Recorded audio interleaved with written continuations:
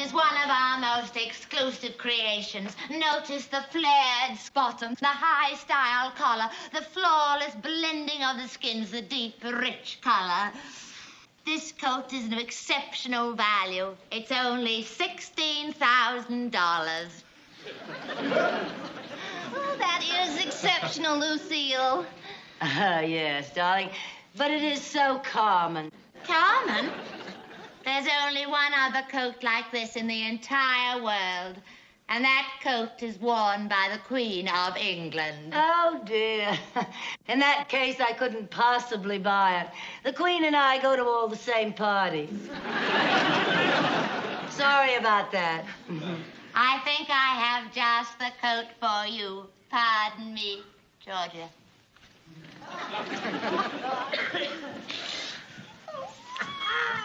You were right. This is fun. I wonder what she'd do if she knew we only had 27 cents between us. This is a wonderful place to spend your lunch hour when you can't afford lunch. Are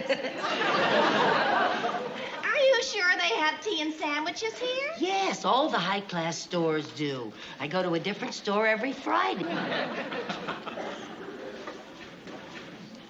Where are you going? To get a sandwich. Listen, cool it, girl, cool it. Remember, we're rich, not hungry. I'm not hungry. I'm starved. Well, so am I, but let's not be obvious.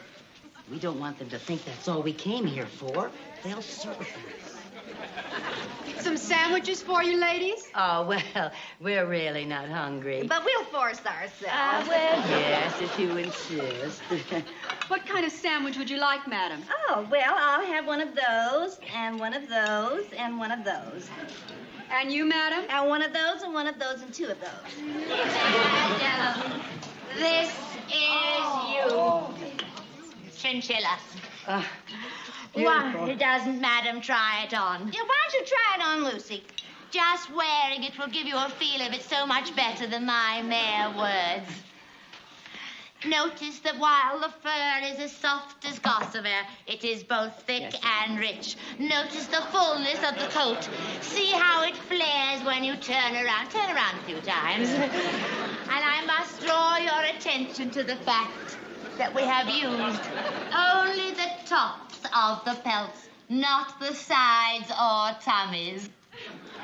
No tummies. No. And, madam, an extra conversational piece is the fact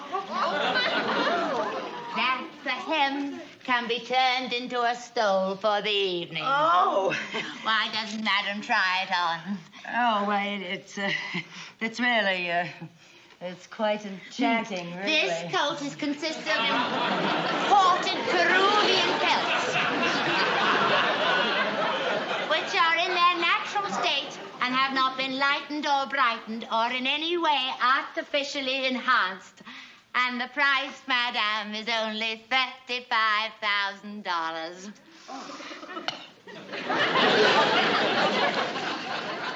Is Madam all right? Oh, it's really beautiful, Lucy. Oh, madam, the coat is you. It's really you. It's just lovely. Why don't you get it?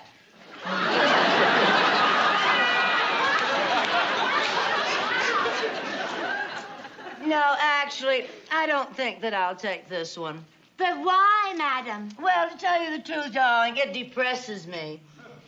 It depresses me to think of all those little chinchillae running around with just sides and backs and no tummy. Oh, I see, madam. I'm sorry we had nothing to please you. That's all right. Perhaps some other time. How about next Friday? Madam is always welcome. Thank you. Listen, they have wonderful food here. Oh, it's so good. Hey, our lunch hour is over. Come on, let's go. Okay, let's go.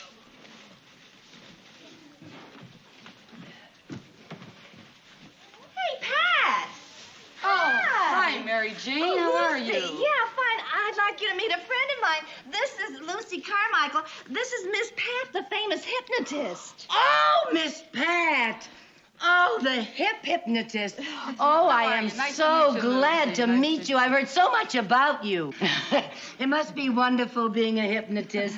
It comes in handy sometimes. She's really remarkable, Lucy. She can make people do practically anything. Really? Yeah, she hypnotized me and stopped me from biting my nails. I didn't know you ever bit your nails. Oh, I used to. It was a terrible habit. When I went to an exciting movie, I'd bite off all my nails, and then I'd bite off all my boyfriend's nails. Quite an improvement, though. Isn't Look. that great? Well, She's just amazing. She can make people do all sorts of things. well, what are some of the other things? Well, she can make people get over the fear of flying, Uh-huh. or Keep them from overeating, and I can help you stop smoking, or if you're not able to sleep at night, I can give you a suggestion. Oh, that's good to know. Well, if I'm ever bothered by any of those things, I'd like to come and see you. Where's your office? Oh, I don't have an office. I'm not a doctor, Lucy. Oh. But I'll tell you what, I'm working at the Royal Club, and you can come participate in my act. How's that? You're appearing at the Royal Club? Oh, I'd love to do Would you that. come some night? Oh, I'd Will you? love it. Look, Thank it was you. nice seeing you, Mary Jean. I have to go and pick up my new coat. Bye-bye, Lucy. We'll see you Bye. soon. Bye-bye. I wonder what kind of a fur coat she's getting. Probably rabbit.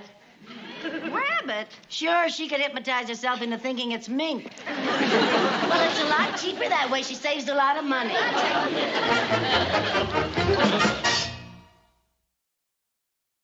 I just signed that, yours truly, etc., etc., etc. Now, let me see this next letter. This goes to Rylander and Mosier. Rylander and Mosier, yes, sir. Yes. Gentlemen, I feel it would be mutually beneficial if we... Oh, my... What's the matter, Mr. Mooney? Something wrong? Yes, I've got a splitting headache. Do you know I haven't slept for 3 nights? Oh, well, then that explains it. That explains what? Why you're such a big grouch. What? I mean, why you're a bigger grouch than usual. What? I mean, oh, dear. I know what you mean. I can't say that I blame you. I must admit that for the past 2 days, I haven't been my usual Mr. Nice Guy. Well, no need to apologize, sir. Going without sleep for 3 nights would put a strain on anybody. Yes, but it's more of a strain for me. When I stay awake, I have to look at my wife. Oh, this going without sleep is driving me crazy. And I've tried everything. Like what? Well, I've taken pills, taken warm milk, I've counted sheep. I even tried listening to Wayne King records.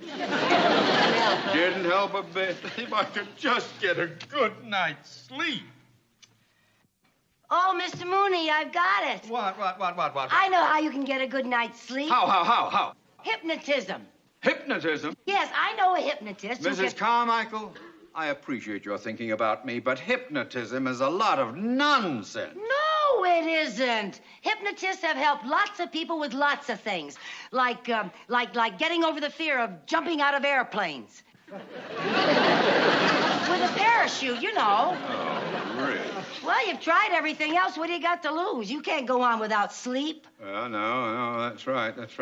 Well, all right, you call this hypnotist friend of yours and tell him I'd like an appointment for 5 o'clock this afternoon. Oh, Mr. Mooney, it's not a him, it's a her. And you cannot see her privately. You have to go to the nightclub where she's appearing and get into her act. Get into her act? Have you flipped your flaming wig? Well, she helps people. who Mrs. can't Carmichael, sleep. I am a banker. I cannot appear in a nightclub act. I have to uphold the dignity of my job. Well, if you keep going without sleep, you won't even have a job. You're liable to get fired. It'll be pretty hard getting another job at your age. I'm not that old. Well, maybe I better not take a chance. All right, where's this hypnotist appearing? At the Royal Club. I'll take you there tonight. Well, thank you, but you don't have to take me. Oh, all right. We'll go Dutch.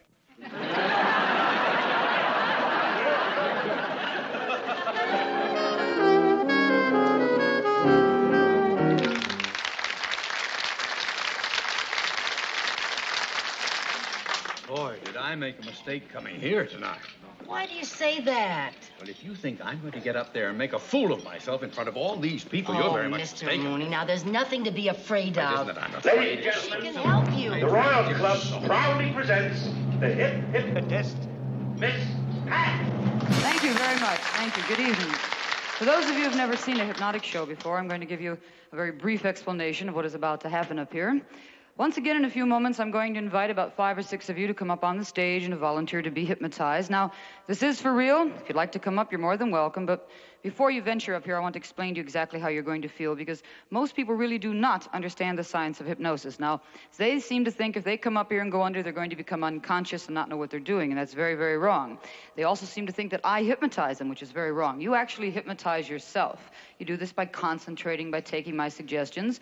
Once you go under hypnosis, you're not unconscious. You're fully aware of everything that's happening. You're just very, very relaxed. You're reacting to suggestions that happen in your imagination. You're reacting with a reflex on your part. You won't change in any way. If you're shy, you'll be shy when you're hypnotized. If you're an extrovert, you're going to be an extrovert. The beauty of it is that most of us think we're shy, you know, until we get hypnotized. I guarantee you'll have a marvelous time if you come up here. You'll go under, you'll be very creative. The biggest bonus that you got out of the host show is the fact that the 45 minutes to an hour that you will be up here under hypnosis is the equivalent of 8 to 10 hours sleep. So if you'd like to give it a try, you're more than welcome. All I ask of you is that you're serious, that you want to be hypnotized. Those of you that want to try it, come on up right now and we'll start the show. Let's go. If you will come with me, I'll take you to the moon. Look in my eyes, you'll see what I mean. Take my hand and follow me. I'm sorry, we don't have any more chairs. I'll take you to the stars. All right, we're going to begin with the people that are on the stage, and we want all of you to kind of quiet down so that I can put these people on the stage under hypnosis. We have to have it quiet. I'm sorry. Sorry, nice and quiet and settled. Hi, how are you? Remember me? No. Well, I'm the girl that has the girlfriend who bites her boyfriend's nails. Oh. Lucy Carmichael. Yeah. Lucy. Mm-hmm.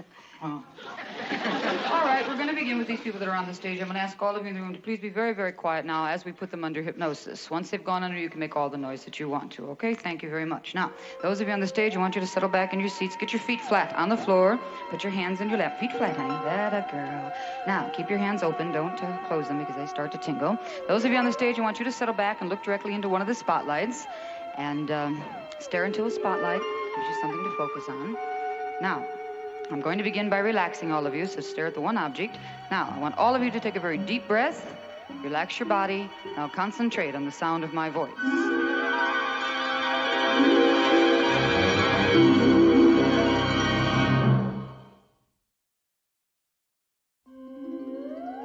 Now, when I count to 3, all of you on the stage, raise your left arm high in the air, light as a feather. When I count to 3, all of you put your left arm up high in the air. 1, 2, and 3, raise your left arm. All of you raise your left arm. Now concentrate on the muscles in your left arm. Your left arm, when I count to 3, make it rigid as a piece of steel. Lock every muscle in your left arm on the count of 3 and go deeper asleep. 1, 2, and 3, arm rigid. Left arm stiff and rigid as a steel bar. Every muscle in your arm is locked tight. Every muscle in your left arm is locked tight, and you cannot lower your arm. You cannot lower your arm. Physically impossible. Physically impossible to lower your arm, trying to put it down, but you cannot. Try and put it down, but you cannot get it down. Now you realize that you are hypnotized. This is all there is to it. Throughout the rest of the show, you will do only as my voice tells you and have a marvelous time with suggestion. All inhibitions are gone. You're not embarrassed. All of you take another deep breath. Relax now. Every muscle in your body, loose and heavy. Relax that left arm. Let it fall down and go deeper asleep. Relax every muscle in your body. Now, for those of you who've never seen my show before, I'm going to explain to you what we're going to do. The first 5 minutes of all of my shows, I work with the people on the stage, give them suggestions to see what kind of personalities and reflexes they have. Keep in mind, they know what they're doing. I'm giving them these suggestions to see how fast they are, how slow they are, who's shy, who's an extrovert, and so on. It's all in their imagination. They don't really see a funny movie, but they laugh at it. And they don't really get hot or cold, but they fan themselves. It's beautiful to watch, hysterical. It's wonderful to listen to. They say very funny things, people that are hypnotized, because they're creative and they don't think they're under. And the other night when I was doing the funny movie thing, everybody was laughing except one little old man who kept insisting he wasn't under. He just goes, oh, you know. And I said, what's wrong? He said, I saw that movie. You know, right back to say, oh, why? Marvelous. Look at this face of... Oh, I have to talk to this one. This is the one I have to talk to first. He's great. Use form touching. Just kind of relax and stand up. The rest of you close your eyes, relax, and sleep. I've got to talk to you. Come here. You're marvelous. You're just fantastic. What's your name? Theodore J. Mooney. Oh, what do you do for a living, Mr. Mooney? I'm a banker. And I might as well tell you that I don't believe in hypnotism. That's all right, because I don't believe in banks. You don't think you're hypnotized? Well, of course not. I'm not hypnotized. I couldn't be asleep. I have insomnia, you see. Well, that really has nothing to do with it. See, you're relaxed, right? You're very relaxed and you're happy, right? See how relaxed? I'm relaxed. I'm not particularly happy. Oh, you're very happy, Mr. Mooney. So happy you'd like to turn a cartwheel. That's how happy you are. You would. Oh, now that's ridiculous. I've never turned a cartwheel in my life. I don't intend to turn one now. But you will when I count to 3, 1, 2, and 3. Turn.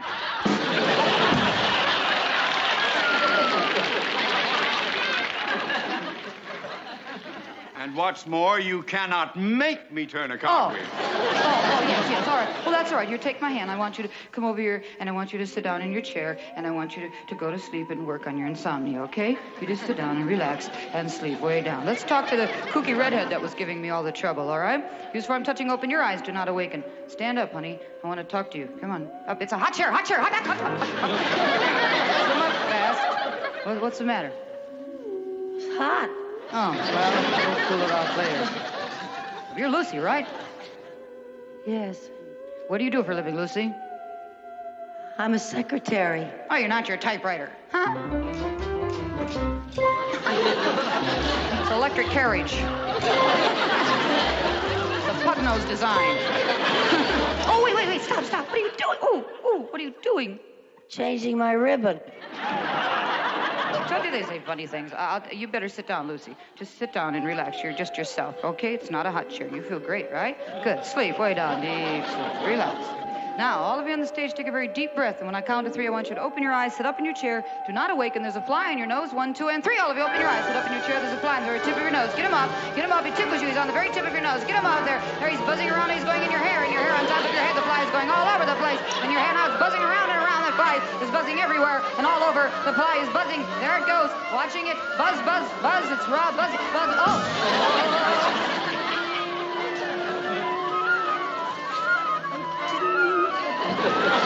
That to happen. I'm sorry, all of you. Freeze! Sorry about that. Let's see how creative these people are. When I count to 3, all of you on the stage can open your eyes and stand up. You think you're washing machines. 1, 2, and 3, all of you up. You're a washing machine. You're a heck of a washing machine. You're a great washing machine. Look how old-fashioned Mr. Mooney is. One of those, up and down things. She's wild. What an agitator. This must be an Irish washing machine. I don't know. You're getting clogged up. I think that's the kind you put 25 cents into. And freeze. When I count to 3, all of you on the stage are coffee pots. 1, 2, and 3, you're a coffee pot. Isn't that wild? Everybody does it different. We know we're doing it, but we have a regular grind and a big red-headed drip over here. Look at the I don't know what that is over there, to tell you the truth. Freeze! When I count to 3, all of you on the stage are monsters in a monster movie. 1, 2, and 3, you're mean. And you're ugly. And you're getting... Everybody's an actor. Everybody in the world is a frustrated actor. And they're all... Oh, wait, freeze! That's enough of that. That's enough of that.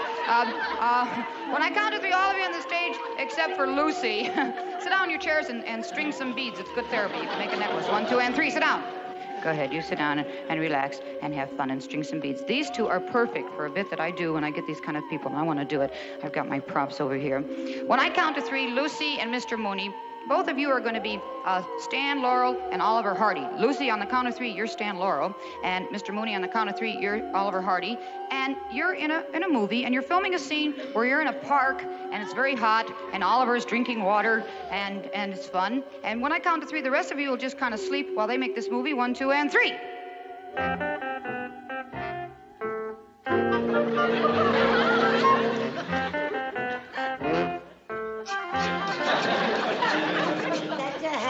Ollie. Don't worry, Stanley. I don't want to be late, Ollie. Don't worry, Stanley. We've got plenty of time.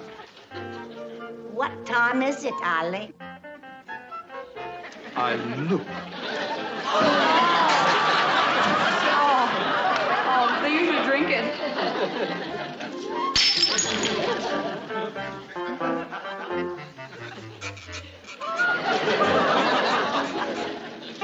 What a mess you got me into, Stanley.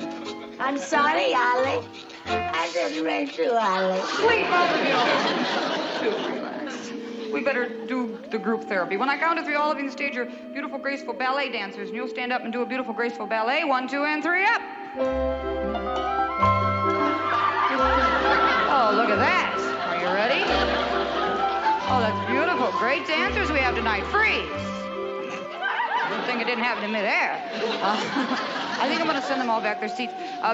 When I count to 3, all of you on the stage will go back to your seats in the audience, but as you go back to your seats, you're going to dance, because you're all great dancers. You're going to do an exotic voodoo dance back to your seat, and then when you get back to your seats in the audience, go to sleep, and I'll come out and wake you up. On the count of 3, all of you dance. 1, 2, and 3. Thank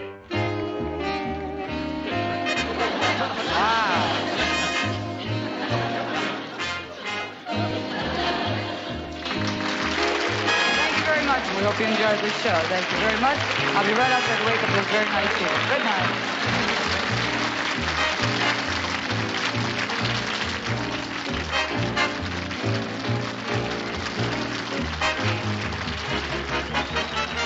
Lucy, when I count to 3, you'll wake up feeling marvelous. 1, 2, and 3. Wake up, Lucy. There you go. You were great. Why? When is the show going on? Oh, it was, and you were on. You were marvelous. I'm going to wake up your sleeping beauty over here. Mr. Mooney is his name, right? Oh, yes. Don't forget to do something about his insomnia. He hasn't slept in 3 years. Oh. He does have insomnia. Oh, I thought he was putting me on. All right. Mr. Mooney, from now on, whenever you have trouble going to sleep at night, I'm going to give you a post-hypnotic suggestion. All you have to do is say to yourself, "Nighty-night, Snooky-Ookums." And whenever you say that to yourself, you go to sleep at night. You have no problems. Remember, the signal is "Nighty-night, Snooky-Ookums." Now, when I count to 3, wake up, Mr. Mooney. Feeling wonderful. 1, 2, 3, wake up. There you go. Thanks. Can I have my hat, Lucy? You were this thing up here. Thank you. You were a lot of fun. Goodbye. Thank you. Bye-bye.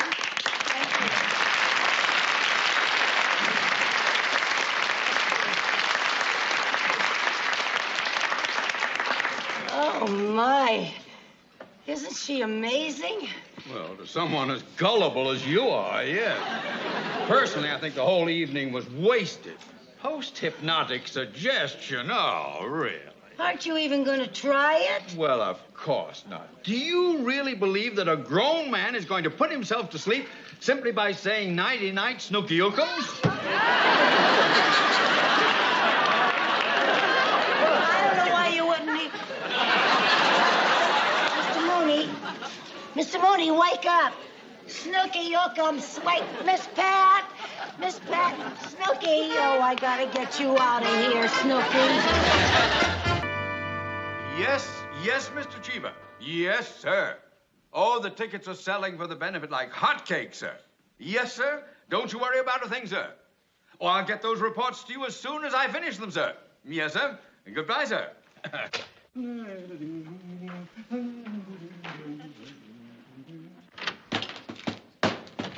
Aren't those reports finished yet? Oh, which one, sir?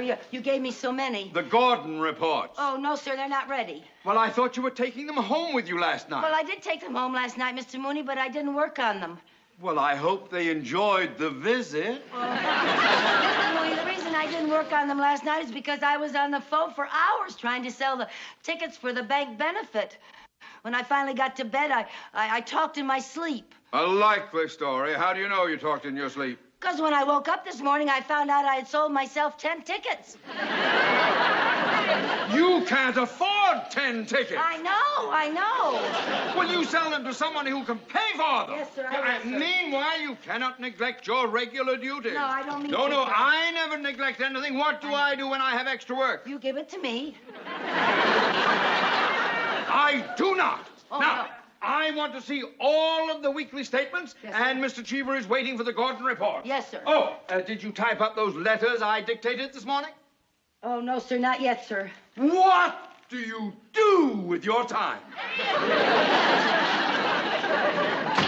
Honestly. Hi, Lucy. Oh, you frightened me. What are you doing here, Mary Jane? We had a lunch date, remember? Oh, I forgot. You forgot? Yeah, well, I'm not sure I can go to lunch. I got so much work, honey. Maybe I can go for 15 minutes. Lucy, you know, I tried to call you last night several times. Your line was always busy. Yeah, I was on the phone until after midnight trying to sell tickets for the bank benefit. Oh, would you like to buy some tickets? I already did. Oh, that's right. I forgot. Lucy, you're getting very forgetful. And with all this work you've got to do, you have to sit up half the night selling tickets? Well, Mr. Mooney asked me to, you know, and it's for a very worthy cause. You're pushing yourself too hard. You're going to have a nervous breakdown. Oh, Mary Jane, a nervous breakdown. Now, that's a lot of poppycock. That's just what my cousin said when I warned her. When you warned what cousin about what? My cousin Barbara. I warned her she was working herself into a state of nervous exhaustion. Poppycock, she said. Next thing we knew, she started having hallucinations. What kind of hallucinations? The kind you have when you have a nervous breakdown. Mary Jane, I never felt more calm, cool, and collected in my whole life. Now, will you... Oh, yes! Yes, Mr. Mooney. Have those weekly statements? Please. Yes, sir. Mr. Mooney's office. Oh, just a moment, please. It's for you, Mr. Mooney. Mr. Robert Bailey. Oh, Bob Bailey. Yes, he's that friend of mine who's going to entertain at the bank benefit. Hello, Bob. Oh, look, Bob. I'm glad you called. I want to invite you to stay at my place while you're here, yeah. Yeah, we can reminisce about our college days. Boola, boola, boola, boom. What? Max? Who's Max? Oh, you have a partner in your act now. Well, there's plenty of room at the house for you and your partner. Yes, my wife's out of town. She's attending the annual reunion of her commando troop. You know the old saying, when the cat's away, the mice will play. Yeah. Well, why don't you meet me here at the office, then we'll go from here right to the house, eh? All right. Fine. I'll see you soon. Bye. Here are those statements, Mr. Mooney. Hey, yeah. I still have a little work to do on them. You haven't finished them yet? Not quite. Not quite? Well, let me put it this way, sir. I haven't even started them yet. Well, you better start on them before you start out the front door for the last time. Yes, sir, yes, Now, sir. I want these finished so I can take them home over the weekend. Well, don't worry, Mr. Mooney. I'll have them finished. I'll work on them overtime at no expense to the bank, and I'll bring them over to your home. Well, you see that you do. Yes, I will. Honestly. He always tries to make a monkey out of me.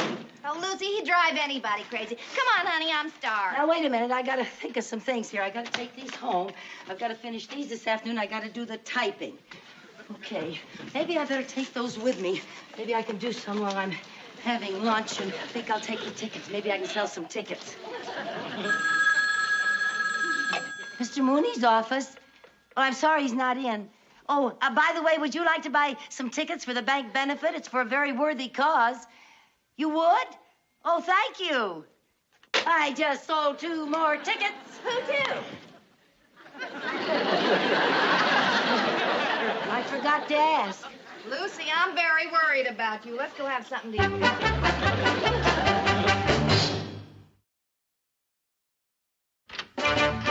Let's hear it, cheer. Bob Bailey's here.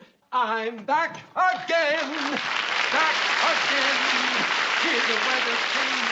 Mooney, baby, I'm here. Mooney, baby. Mooney, baby. Oh. Mooney. Ah, you move.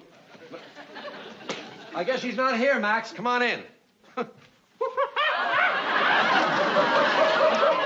Will you get a load of this layout, partner? Is this something? Oh, boy, he's really done all right since the old school days, old Mooney. I'll tell you what, Max, you sit here, wait for me. I'll see if I can find him, okay? Make yourself comfortable. Oh, boy, that was a good lunch. Yeah, I sold some more tickets. Too bad you didn't eat anything. Well, I was too busy. Gee, I'm kind of worried. I thought I had 15 of these statements. I only can find 12. Maybe you forgot and left them on Mr. Mooney's desk. Mary Jane, for the last time, I am not forgetful. And I am not about to have a nervous breakdown. And I'm not about to have hallucinations. So relax, doctor. Maybe I did leave them on his desk.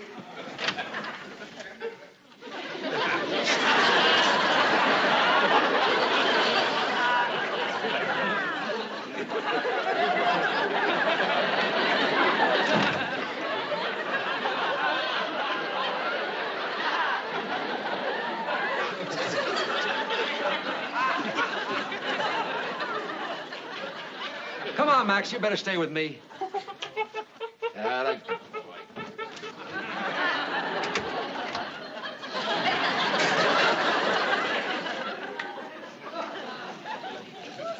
Are you all right?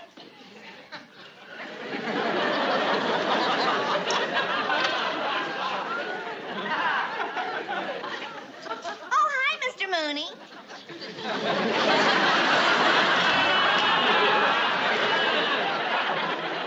What's the matter? Mr. Mooney? Yeah, what's the matter? Oh, nothing. Nothing. I just need a little drink of water, I think.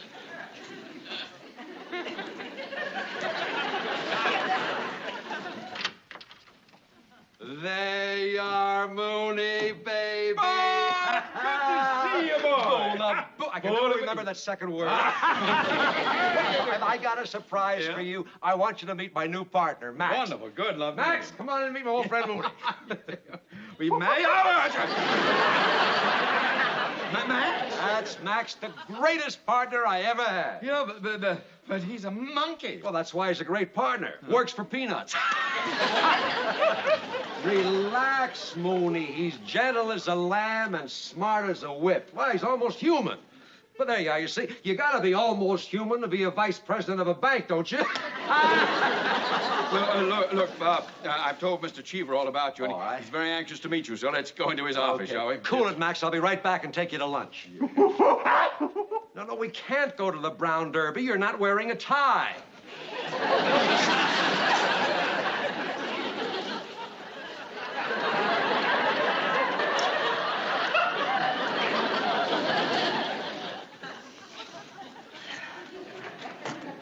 You all right, honey? Yeah, I feel a lot better. You know, Lucy, I've been thinking, I know you don't believe this, but you really are working too hard. Now, just to be on the safe side, why don't you call my cousin psychiatrist? A psychiatrist? Mary Jane, that's ridiculous. Now, I'm perfectly all right, and I don't need a psychiatrist. Honestly. Gee.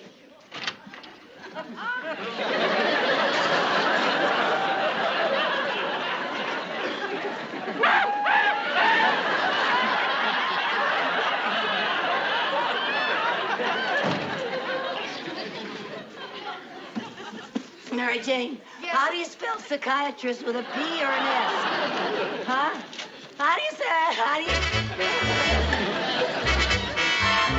Now, Mrs. Carmichael, just relax and tell me your problem in your own words. Well, it's not my problem, Doctor. It's my friend's problem.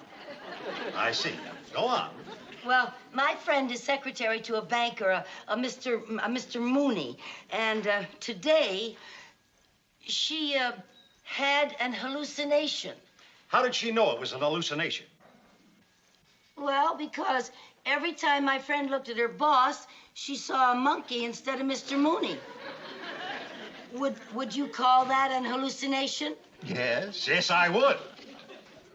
I was afraid you would. Mrs. Carmichael, tell me about this banker who looks like a monkey to your friend. Mr. Mooney, oh, he's enough to drive anybody crazy. Not that my friend is crazy, you understand, but she has been very overworked. I assume she finds her boss a slight problem? Slight. Spends his whole day raving and ranting and trying to make a monkey out of me. Her. Her, yeah, I mean her. Of course. That's what causes her hallucinations. What? Her subconscious is making a monkey out of Mr. Mooney before Mr. Mooney can make a monkey out of her. Oh, for heaven's sake. Her hallucination is based on fear. On fear? And the only way to fight fear is to face it.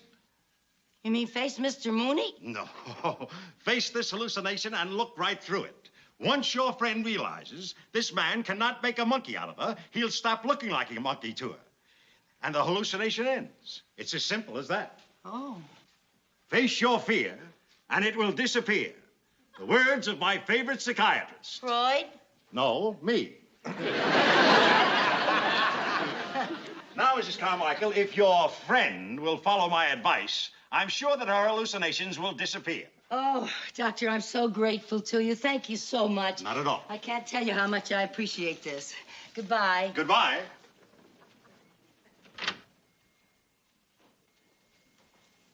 Doctor, Yes? there's something I feel I must tell you. What is it? Well, I'm afraid this might come as a bit of a shock to you. Well, I'm the one who sees Mr. Mooney as a monkey. you're kidding. I knew you'd be stunned.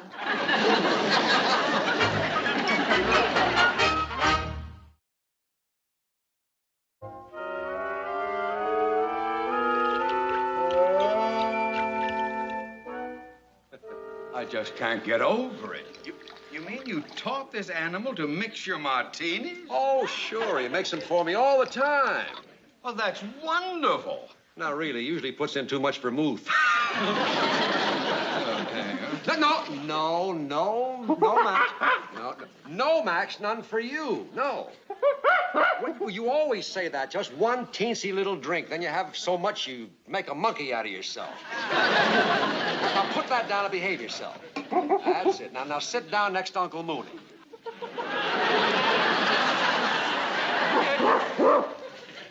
Mooney, baby, I want to thank you for one of the greatest days of my life. This has been so relaxing. It's been a long time. Max and I have been on the road for a year. Well, I tell you, it's a joy having you here, Bob. You know that.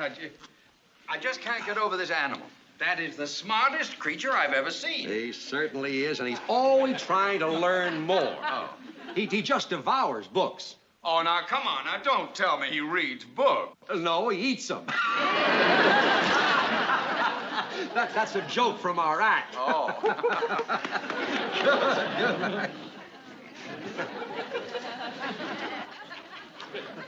And I don't mind telling you, our act is getting pretty well known. We're billed as Bailey and Max. Bailey and Max. Shh, not so loud. He thinks he's getting top billing. Where you go, sweetheart? Where you... Easy. No tricks, Max. Yep. What is... whoa, hey, yeah. Come on, now, wait a minute. Look, will you tell your simian Socrates here to stop swinging on my banister?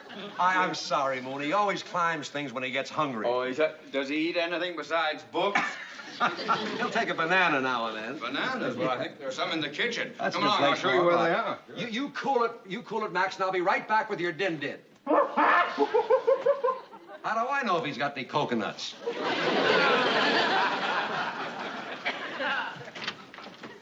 Mr. Mooney, it's me, Mrs. Carmichael.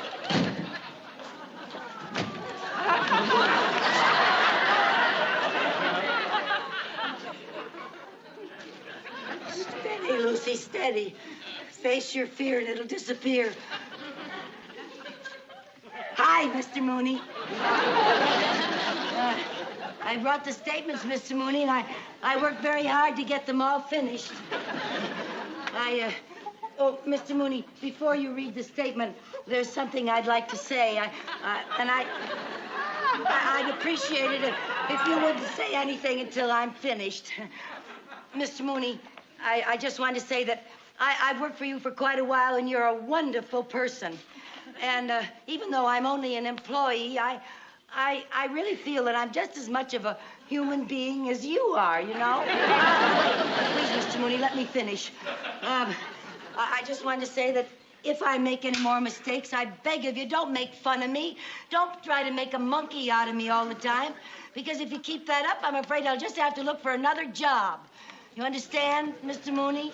Understand what? Oh, Mr. Mooney. Boy, am I glad to see you again. Mrs. Carmichael, is there something the matter with you? Not anymore. Now you can read the statement. Oh, thank you. I'll have to go upstairs and get my glasses. Oh, I'll get them for you. Where are they? Well, they're in the den upstairs, but I don't see any reason No, for you now, going... you sit down and relax. I'll be good to you if you be good to me. Don't you worry about a thing.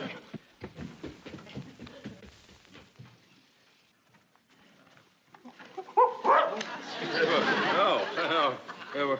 Say, that banana looks good, doesn't it? What? Don't worry. I wouldn't take yours for the world. I can get my own. I just thought...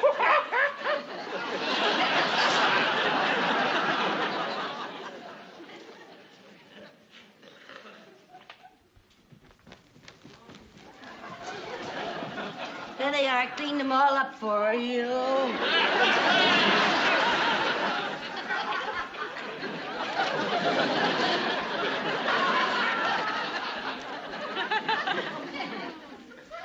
Face your fear. Face your fear. I'm facing my fear, but it won't disappear. Stays right here. Mr. Mooney, may I use your phone?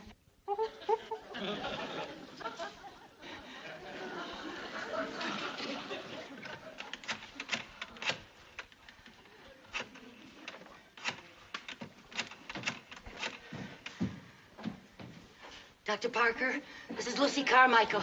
I'm so glad you're in. Listen, I tried to do what you said about the hallucination, but I'm with Mr. Mooney right now, and he keeps switching from a monkey to Mooney and to a monkey again.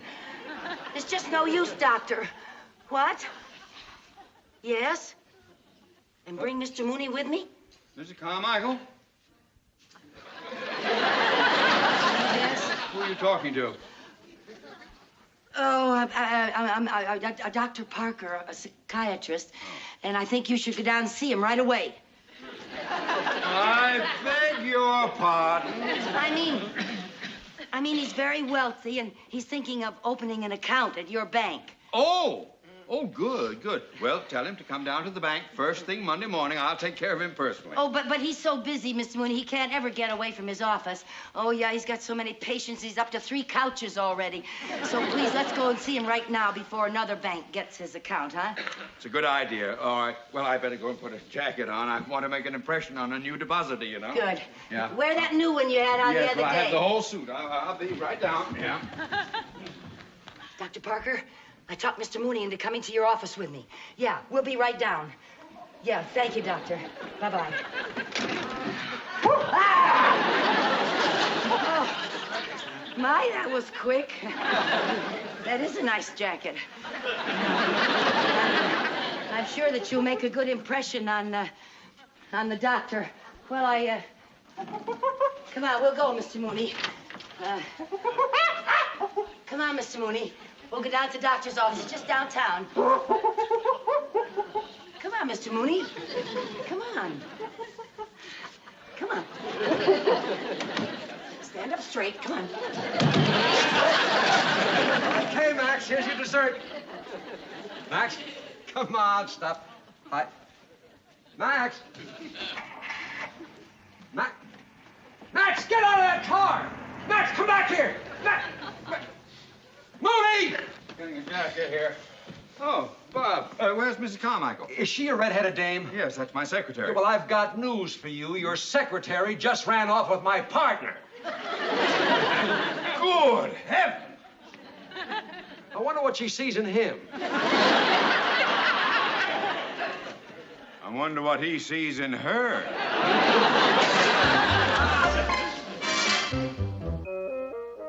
Dr. Parker? Well, Mrs. Carmichael. Hello. Nice to see you. Thank you. Where's Mr. Mooney? Well, he's waiting in the reception room. He's reading the Wall Street Journal. He enjoys that. And I wanted to see you first and remind you not to say anything to him about my thinking that he looks like a monkey. You know, nothing about my hallucination. I understand, Mrs. Carmichael. I won't say a word. Okay, thank you, Doctor. Come in, Mr. Mooney. Doctor, I'd like you to meet Mr. Mooney, the vice president of our bank.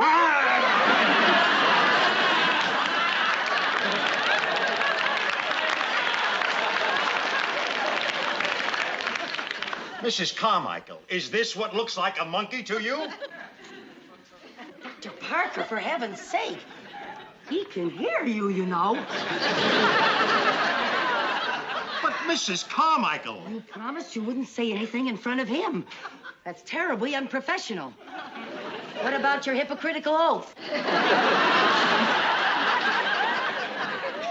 But Mrs. Carmichael, this is not a hallucination. This is a monkey. Oh, come on, Dr. Parker. Don't try to humor me. I'm not humoring you. This is a monkey, not a man. You understand, Mrs. Carmichael? A monkey, not a man. Oh, yes, I understand, Doctor. Yes. Yes, I understand. You have no hallucinations. No, I don't have any hallucinations. You're all right. Understand? I know, yes, of course I understand, of course. You can go home now and, Yes, take Doctor. your monkey with you. Yes, I'm on my way, Doctor, and thank you very much, Doctor. Let's get out of here before he gets violent. Bye, Mr. Mooney. Bye, Mr. Mooney.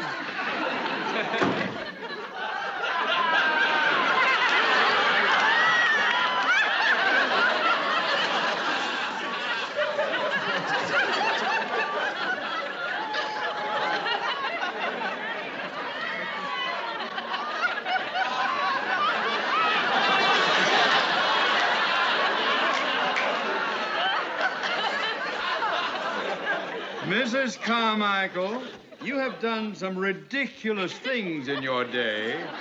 But would you explain why you took Mr. Bailey's monkey to a psychiatrist? Yeah, lady, I'd like to wait till we're both stars, then we can go together. You mean this is really a monkey and you're really Mr. Mooney? But do I look like Rebecca of Sunnybrook Farm? You made me the happiest girl in the world. Well, bully for me, bully for me. You see, Mr. Mooney, I came down here because I thought I was having a nervous breakdown and because I was working so hard at the bank, and trying to sell your tickets for the benefit. And, oh, that reminds me, Mr. Mooney, I haven't sold any tickets this afternoon. Doctor, would you like some tickets for our bank benefit? It's for a very worthy cause. No, I haven't got time. Oh, he hasn't got time for heaven's sake. Oh, you want some tickets? Oh, wonderful. Oh, want some more? Oh, thank you. Oh, you got a lot of friends? Oh, maybe he'll take Tarzan and Jane.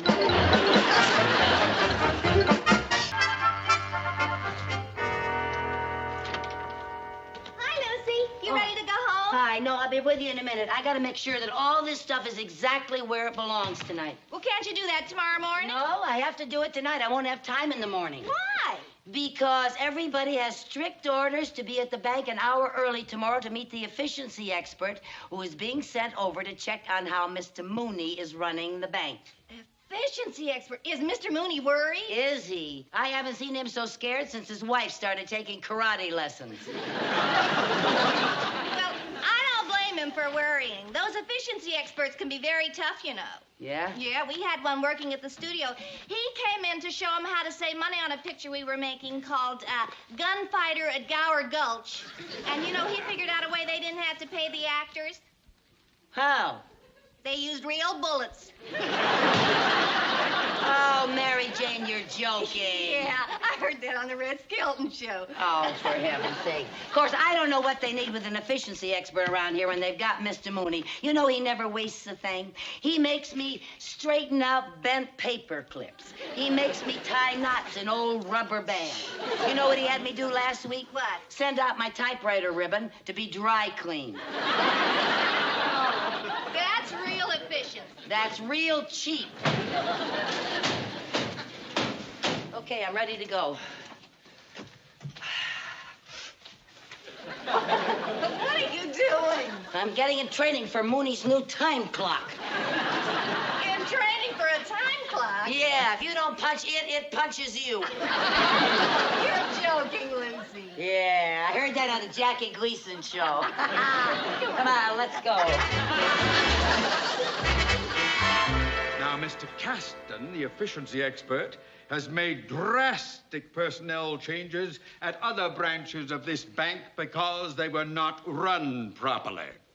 However, Mr. Caston will find no fault at my bank because it is run competently by conscientious workers, with one possible exception. Why are you late? All right, answer me. Why are you late? Well, That's the same excuse you gave me the last time. Well, Mr. Mooney, I'm not late. The bank isn't even open yet. I specifically requested everyone to be here 1 hour early this morning, and everyone was here 1 hour early except you, and you are 10 minutes late. Well, that's an improvement. I'm usually 15 minutes late. You see? You can't even be late on time. Never mind, there's no time for excuses. Now, staff, remember, this is a very important occasion for our organization. I want this bank to get a special commendation from Mr. Caston. What? It's him. It's him. It's the efficiency expert. No, it is not the efficiency expert. Oh, who is it? It's Mr. Grantland, a very important prospective client. Oh, it's a client. It's Mr. Grant, not Cash. Quiet! Quiet. Good morning, Mr. Grantland. Good morning, Mr. Mooney. Nice to see you. Am I a little too early? Oh, no, that's quite all right, sir, quite all right. I was just giving the morning instructions to my staff. Well, please continue. Don't let me interrupt. Well, thank you very much, sir. Will you have cigars, sir? Thank you. Well, why don't you sit down, make yourself comfortable? Thank you. Now then, staff, as manager of this bank, I will see you through. If you follow my instructions, I'm sure Mr. Caston will be very impressed. All right, everybody, up on your toes. Look alive. The man is here.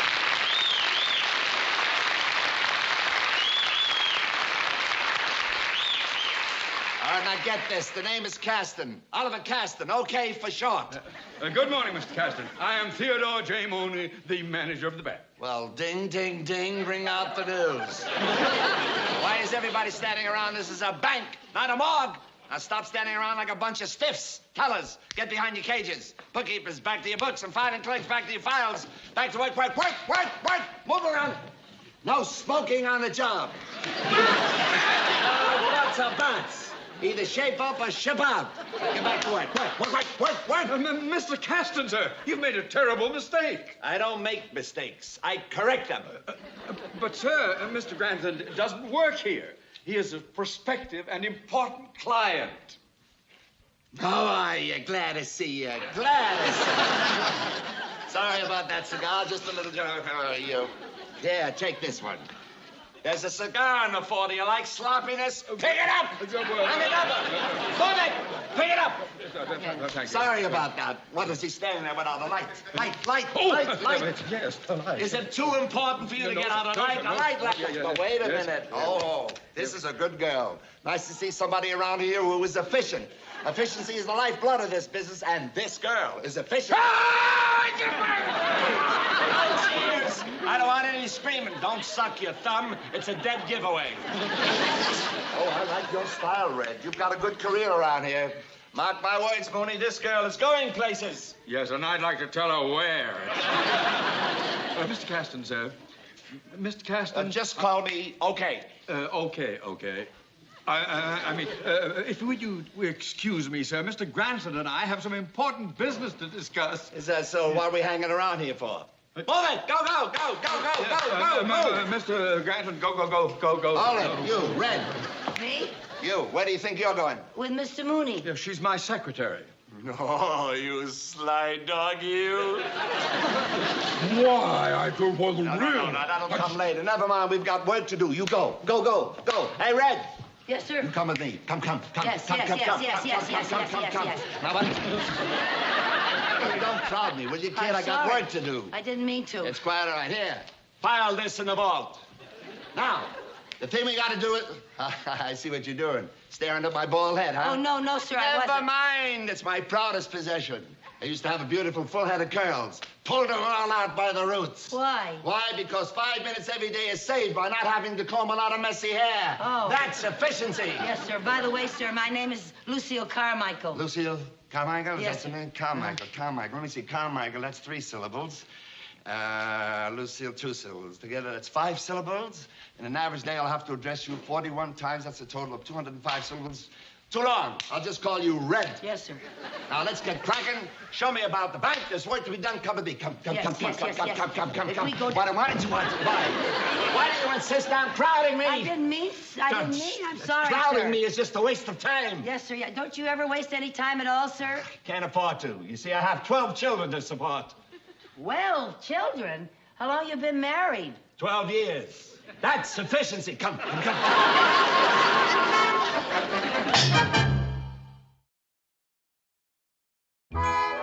Well, Mr. Mooney, I think the terms and conditions of this agreement are more than fair. Well, thank you. Our bank is most anxious to have the Grantland Toy Company as a member of our happy family. Well, now, if my board of directors agree with the terms of this loan, I think I can assure you of the Grantland Toy Company account. Oh, good. You'll be seeing me very shortly. Well, you're fine, sir, fine. It's been a pleasure doing business with you, sir. Thank you, Mr. Mooney. Thank you, sir. Goodbye. No, Mooney, you rascal. You've done it again.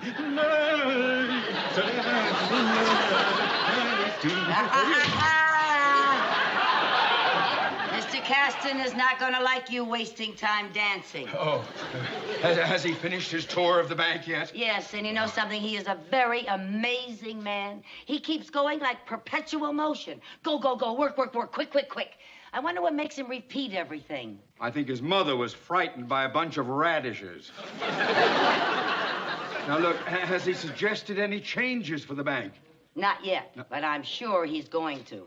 Yeah, he's been walking around looking at everything, shaking his head, and making little notes in a black notebook. Oh. Well, I'm going to make sure that he finds nothing wrong in here. Let's, that was all right. The filing cabinet. Good. That's over there. Aha! What? I found something. What? The wall heater. It's in a direct line with the water cooler. So? Well, that isn't efficient. You see, the water isn't as cool as it should be because of its contact with the hot air. Say, it's pretty good thinking. I think you're an expert on hot air. What? I know what you mean. I better move this thing. Where can I put? Yes, this will be a good place right here, I think. All right. Over here. There. I'll put the chair back. Oh, yes, that's better. I think so, too. Yes, well, I hope our Mr. Efficiency expert approves of this. Mr. Mooney, Mm-hmm. are you afraid of him? Afraid of him? Certainly not. I don't particularly like him. He reminds me of my wife. Is she efficient, too? No, she's bald. Well, let's get to work. Say, how many letters do I have to send out this month? All right, let's see. What have we got here? One office, one executive, one secretary. Good. Yes. You'll find nothing wrong in here, sir. Everything looks fine, except... What is this water cooler doing over here? Thought I wouldn't notice it, huh? It should be over there. That's where it used to be. Who's the idiot who moved it? She is. Well, I had a perfectly good reason. Don't sputter. If the water cooler is by the door, every time the door opens and closes, there will be an influx of air. The draft will change the temperature in the water, and you're not thinking, Mooney. No, you're not thinking, Mooney. Well, I'm doing the best I can. Oh, well, don't be. Gee whiz, I know that, baby. Relax. As a matter of fact, at the main office, we all think you're very good. Good. Oh. We even have a little reward for you. Oh, what's that, sir? The key to the executive washroom. Oh, thank you. I knew you'd like it. And one other thing, Mrs. Mooney, I'm going to take your secretary away from you. Oh, you don't have to do that, sir. No, sir. You have done enough for me already. What time do you want her to report to your office? She's already in my office. No, sir. This is my office. Not is. Was. Well, if you use this, what am I going to use for an office? I just gave you the key. All right, Red, I want you to keep a careful record of any messages I might get. You understand? Yes, sir. Now, I'm going to lunch. I'll be back in precisely 7 minutes. Yes, sir. This water cooler, I wanted it moved. It's still here. When I give an order, I want it obeyed. When I want it moved, I want it to move. Move. All the time, move when I say it. Hold it. No free blotters. Stop that, ladies. He reminds me of a sergeant I once knew. I better move this thing, I suppose. Well, I'll help you. Haven't you helped me enough already, you Benedict Arnold, you? Oh, well, I Mr. just try to Mooney, do... I didn't You mean don't have to anything do by things that, like for that. heaven's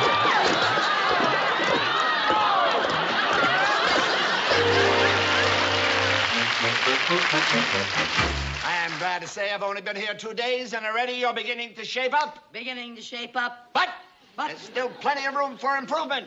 Room for improvement. Mooney, there's a spot on your tie. May I say that sloppy. Mooney, sloppy. know that some of you resent my making you coming in earlier than usual, but remember, time is money. Yeah, the early bird catches the worm. A penny earned is a penny saved. A stitch in time saves 9. Never put off for tomorrow what you can do today. Birds of a feather gather no moss. He who hasn't...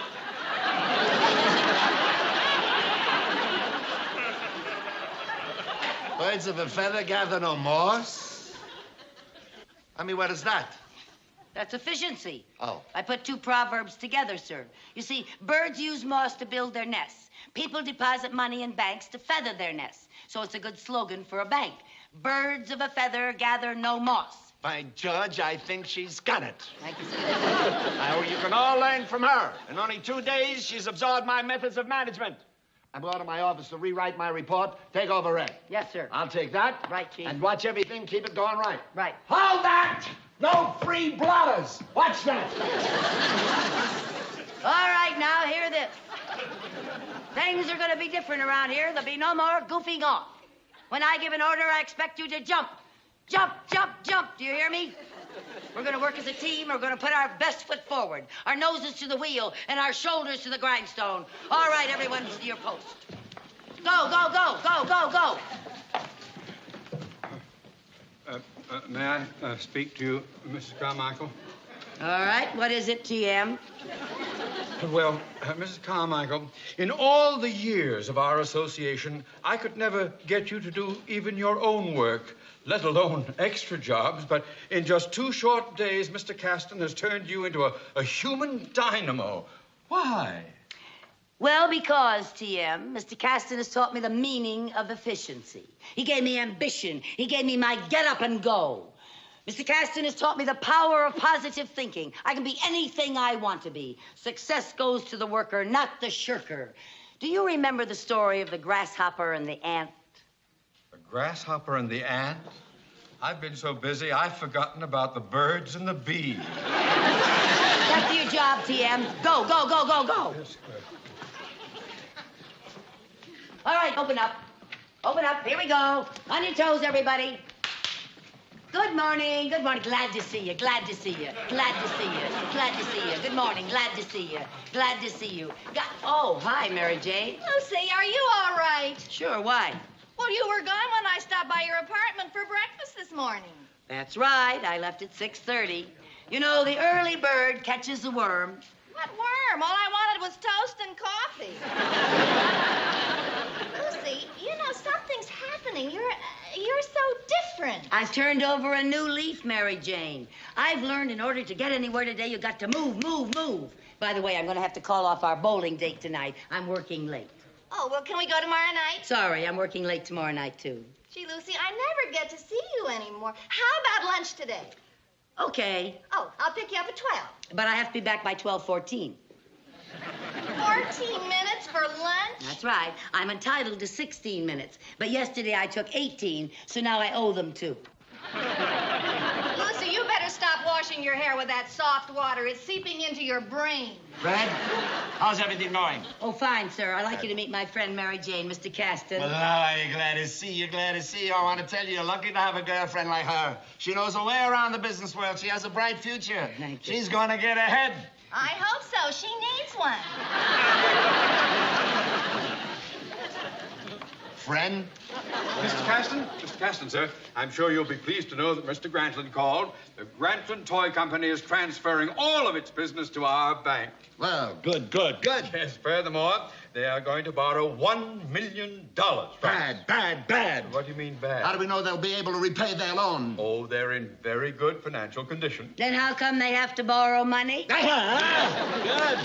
How come they have to borrow money? Good thinking, Red. How about that? But they're a very good risk. I've seen their financial statements. But did you see their factory? Yeah.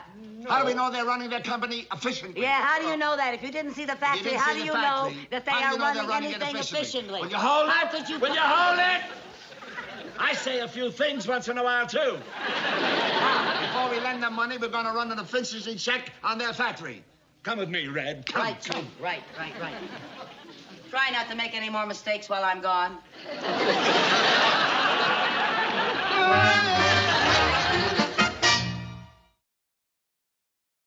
That's fine, Wendy. Good girl. Okay, Betty. Ordering 1 blue poodle.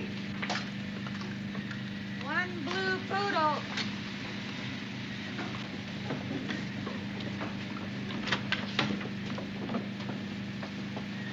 And this is the department that we're very, very proud of.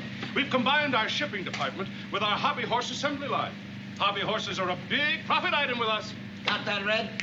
Hobby horses, big profit. Yeah, you might say this is the only business in the world that you can make money horsing around. Ordering 1 dump truck. What was that voice? In addition to assembling the hobby horses, we send the other toys into the shipping department when they're ordered. Aha. What's this? Where? Where are they going? Where? They're taking a 15-minute coffee break, and they deserve it. What a way to run a business. Mr. Granlund, you must be off your rocker. Grantland off his rocker. What do you mean? Coffee breaks, 4 girls to handle a line like that. 2 of them can handle it, but even one. Even one. Well, Mr. Casson, if you can show me a way to run this operation more efficiently, I'd appreciate it. Your worries are over, baby. Get behind that assembly line, Red. Get behind. Me? Now, just get into this and get in there. Well, Do as I say. Get in there. We'll show them how efficiency is run. yes, sir, I am, sir. You have no fear. You're wanted in your office. Oh, will you excuse me? I'm needed in my office. Have no fear. Caston is here. Just a minute. Mr. Granlund, will you have him turn on that conveyor belt? Turn it on again, will you? By the time you get back, we'll be running this thing smoothly. Show you what efficiency really is. Yes, sir. Thank you, Granny. Go ahead, Red. You're on your own. Make me look good. Yes, sir. You can handle it, baby. Yes, sir. Just don't panic. No, sir. They make a big deal out of it. They put 4 broads on here. They need 1. Yes, sir. Good work. Good. Look at this. Perfect, baby. You're gonna make me look good. You're doing fine. Yeah, it's not hard, sir. No, you got it perfect. They went that away. Fun with the work. That's the way to do it. Look how efficient you're Oh, moving. here comes another one. And you'll handle it beautifully. Atta girl. You're doing fine. I could teach you brain surgery in a week. You're beautiful, baby. Thank you, sir. I think this will make a good investment for the bank. Good. I hope so, sir. Doing very well, baby. You certainly have bright ideas, sir. Well, I got a bright girl. I get a bright idea. You're doing Thank fine. you. Oh, here comes another one. Good girl. Right the first time. How do you like Ordering 1 fire truck. fire truck? He wants a fire truck? Where's fire truck? Oh, here's one right here. Good girl. Put it on the assembly line. Beautiful fire truck. You're doing great. That's it. Ordering 2 mama dolls. Now, what's a mama doll, honey? Well, it's a doll that says Mama. Well, find it. Where's the mama doll? Here they are. Good Mama girl, dolls, doing Mama fine. dolls, Mama You have dolls. 4 girls. You're doing it all by Wait a yourself. minute, wait a minute. Tail. Yes. Very good. Head. Ordering No, 1 that's a tail. jack in the box. Yes. What did he order? Yes, sir. He ordered something. What'd he say? He ordered something. What? What did he want? What'd he say? Ordering 1 jack in the A box. jacket. A jack in the box? There it is. Oh. You got a jack in the box? Don't open it. Some stink. Don't. All right, Yes, sir. Ordering 2 teddy bears. 2 teddy bears. Yes, sir. There's the teddy bears. There they Good are. girl. Yes, sir. Doing fine, They Red. got 1 red teddy bear, 1 yellow. Now you're on your own, kid. Figure this one out by yourself. That's too much for me.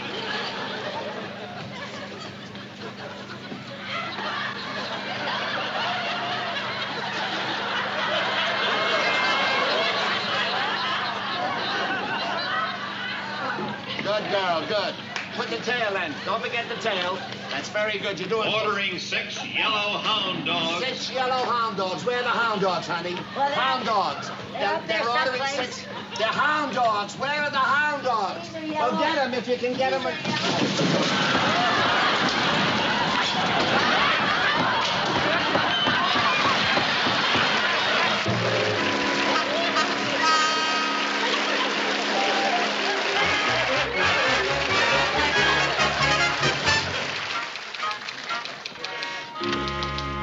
Good morning, Miss Carmichael. Good morning, Mr. Mooney.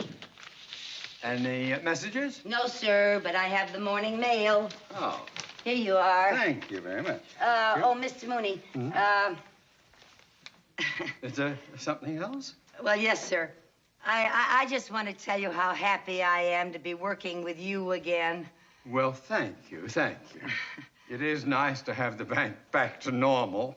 Yes, Mr. Caston may have been efficient, but he certainly made everybody a nervous wreck. Oh, he did indeed.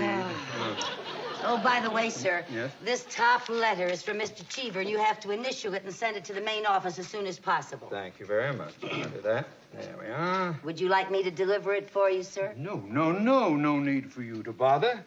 I'll have the messenger take it over. Boy! Yes, sir. Yes. Yes, sir. What is it, sir? Take this to Mr. Cheever's office. They want it as quickly as possible. Don't you worry, sir. I'll hurry. I'll go as fast as I can. I'll just run. Go! Run! Quick!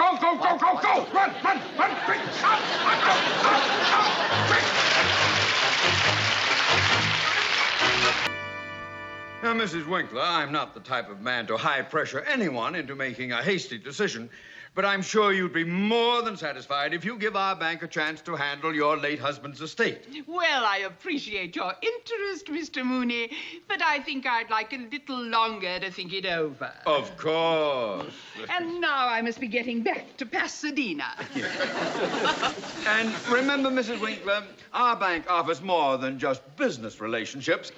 With us, you would be treated as a friend and a member of the family. Well, I must say, Mr. Mooney, I like the way you make a person feel so sheltered and protected. Well, that's our policy, you see. Mr. Mooney! Yes?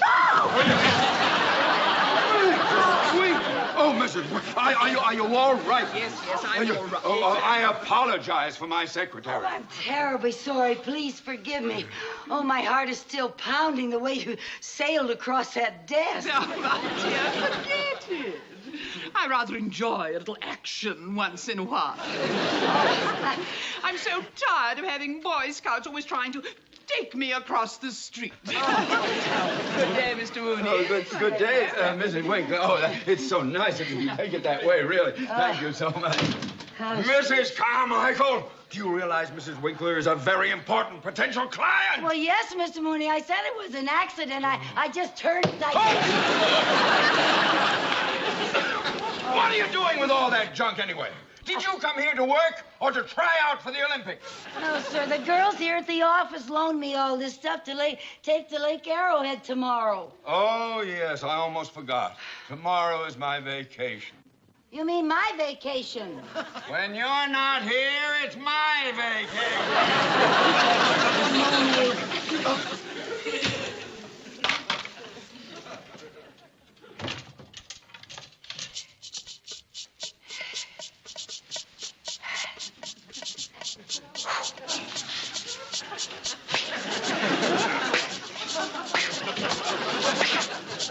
Who's winning?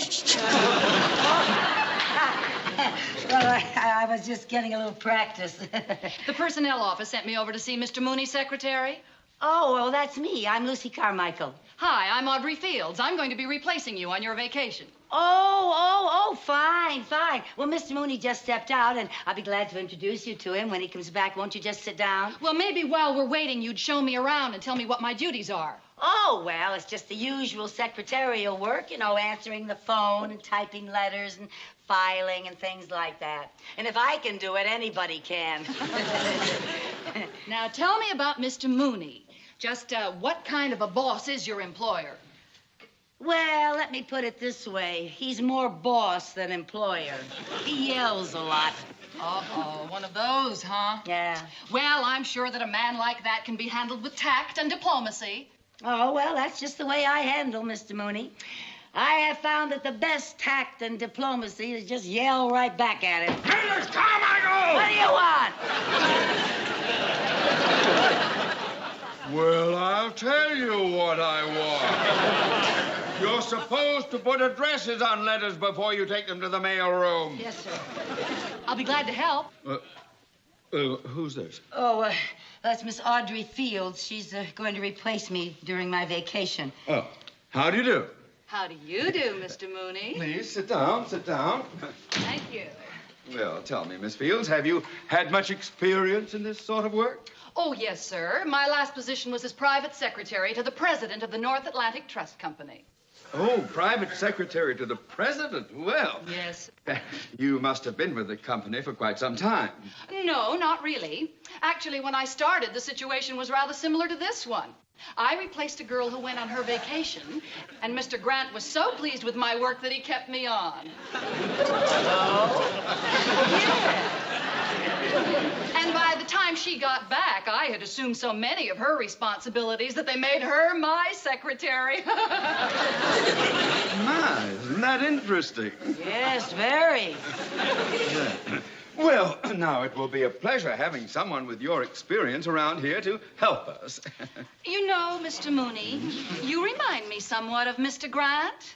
Oh, I do? Uh-huh. Of course, he's a bit older. How old is he? At least 40. Oh. You know, Mr. Mooney, now that I see how young and attractive you really are, I'm really sort of surprised that this office is furnished so, conservatively. Conservatively? Oh, yes, Mr. Mooney. Now, for instance, these lamps. They're really terribly ordinary. Today, people are going in for fun patterns and lamps with a message. Lamps with a message. And now, let me see. The rug looks like it's in good shape. Maybe shampooing it would bring it back to life. It is a little dead, isn't it?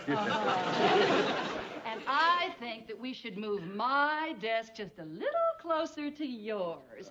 And then we'd still have plenty of room here in the middle for a nice informal arrangement, something cozy and warm, huh? How about a love seat with an incense burner? Hardly. Well, I like your suggestions very much, Miss Fields, very much indeed. Mrs. Carmichael. Yes, sir? Before you go to lunch, will you get in touch with an interior decorator? Yes, sir. Make sure we get someone very avant-garde and modern. Oui, madame. And get someone up here to shampoo this rug and bring it back to life. Yes, sir. There's nothing worse than a dead rug. Oh, and if anyone calls, I'll be out to lunch. Yes, sir. Now, there's one more thing. Yes, sir. Are you interested in lunch, Miss Fields? With you? Yes.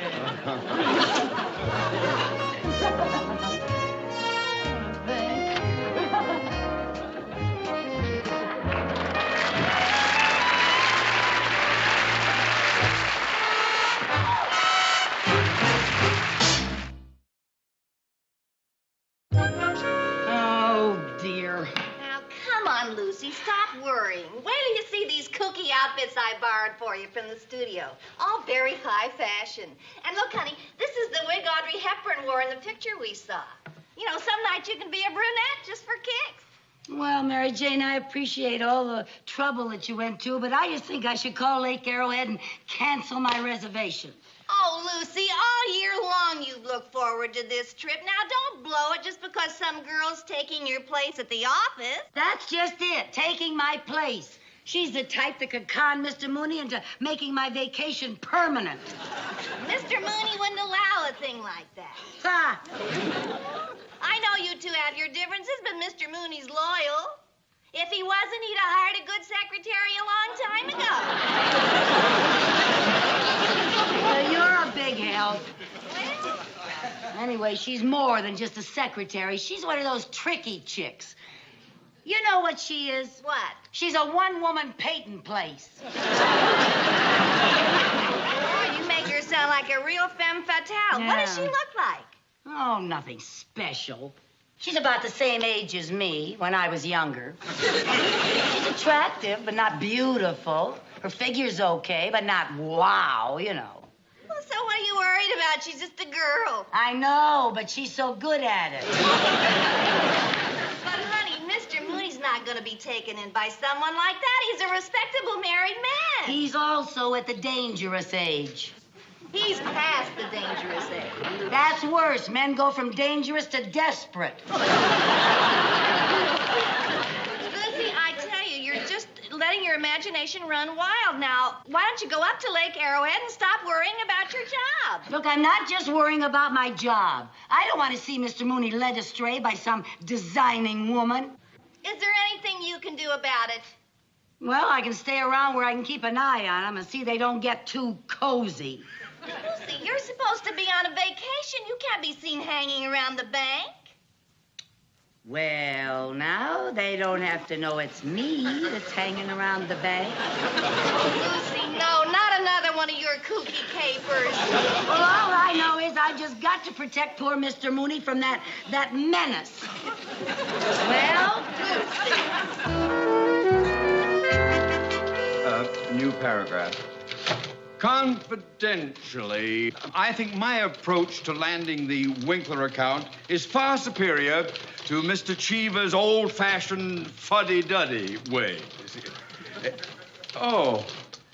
By the way, where did these flowers come from? Oh, I brought them. I thought they'd make your office just a little more cheerful. Our office? Oh, Mr. Mooney. Oh, they smell lovely. I was hoping their fragrance would help overcome the aroma of Mrs. Carmichael's perfume that seems to linger on. Oh, is that her perfume? I thought that was insecticide. Good morning, Mr. Mooney's office. Oh, the interior decorator is here. Good. Send the decorator in, please. I just know you're going to love all the ideas I have for your office. Our office, remember. Ciao.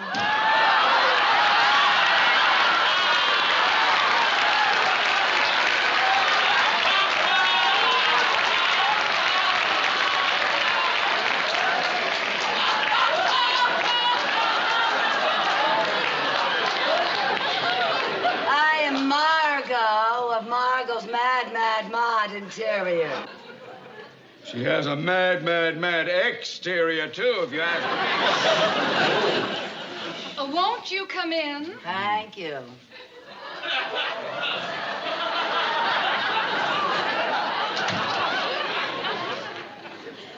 I'm Mr. Mooney's secretary. Oh, you must be that lovely Mrs. Carmichael I spoke to on the phone. No, Mrs. Carmichael is on vacation. I'm taking her place. Mr. Mooney, Mrs. Carmichael sure thinks the world of you. Yeah, she says you were so kind and considerate and so loyal. And oh, by the way, how's Mrs. Mooney?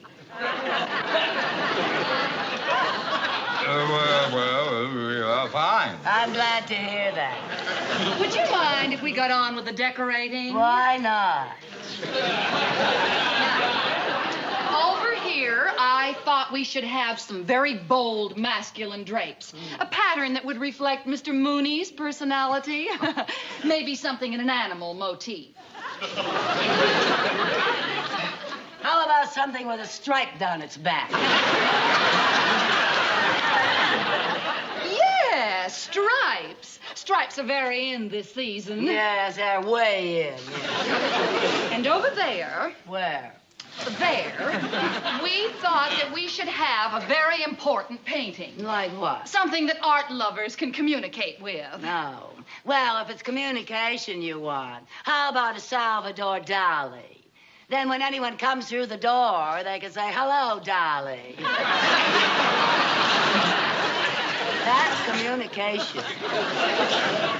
Yes, well, we'll think about that. No. Now, over here, I would suggest that we put a nice, cozy little bar. A bar? Oh, yes, Mr. Mooney. Nowadays, more deals are made over a bar than over a desk. Oh, true. I'd like the bar to be made out of something unusual. Like what? Well, now, what do you have in distressed wood? Well, we have some walnut that looks a little worried. Or maybe you prefer melancholy mahogany. Or if you want something really distressed, we have some pecky cypress that's on the verge of suicide.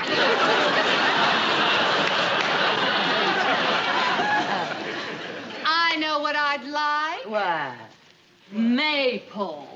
Oh, maple, good. With a beautiful blonde finish to go with your hair. Oh, aren't you sweet?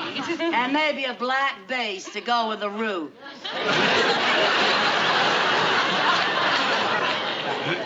Well, if you ladies have settled your decorating problems, we have to get back to work. Oh, well, don't let me interrupt. You two just go ahead like I wasn't even here. I'll just take a few measurements. Oh, fine. Now, let's get on with our correspondence. Would you read me the last paragraph of that memo I dictated? Yes, sir. Confidentially, Mr. Kavanaugh, I think my approach to landing the Winkler account is superior to Mr. Cheever's old-fashioned fuddy-duddy way. Fine. Now, that memo goes to Mr. Kavanaugh, and be sure that this one goes to Mr. Cheever. And don't get them mixed up, because if you do, I am in terrible trouble. Oh, I'll be very careful, Mr. Mooney. Perhaps Mrs. Carmichael could make that mistake, but I never could. One more thing. Are you interested in lunch, Miss Field? With you? Uh-huh. Yes.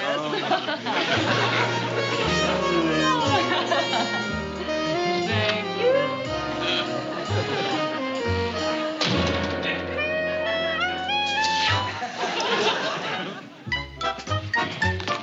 Perhaps Mrs. Carmichael could make that mistake, but I never could.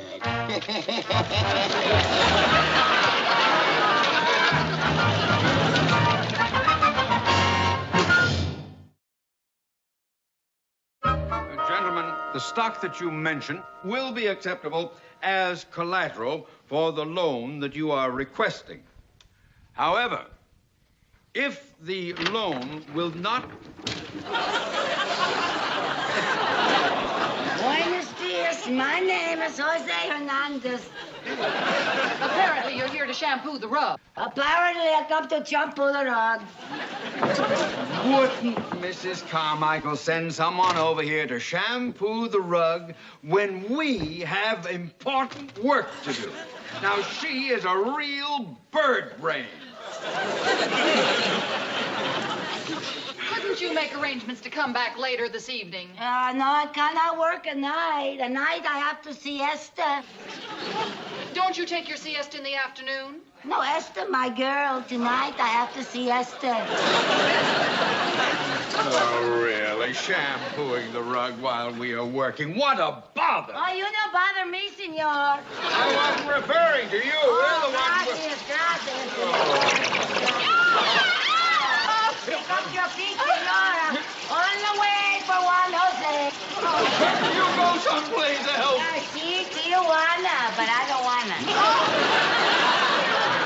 Mooney, I want to talk to you about this limo I received. Yes, Mr. Cheever. Yes, sir. What about it, sir? Well, in it, you criticize my handling of the Winkler account, and you also refer to me as an old fuddy-duddy. Oh, well, sir. My secretary must have made a mistake in transcribing a note. I have never thought of you as a fuddy. Or even a duddy. Look, what I think I said was that you are a ready Freddy. Well, listen, Ready Freddy. You had better get ready to find yourself another job with another fuddy-duddy. If we don't land that Winkler account... And remember, this is a bank, not a laundry. Yes, sir, Mr. Cheever. Yes. Can you explain how this happened? No, I don't know how it happened. I just came to shampoo the rug. I was talking to you. Well, Miss Field. No, I'm sorry, I don't understand. This is worse than anything Mrs. Carmichael ever did. Oh, will you stop that silly dancing? I'm not dancing. I'm just rubbing the suds in the rug. Rubbing the suds in the rug. Rub them in some other rug. Now, come on. Out of here. I've had enough of this. Out. Senor, you're bending my enchilada.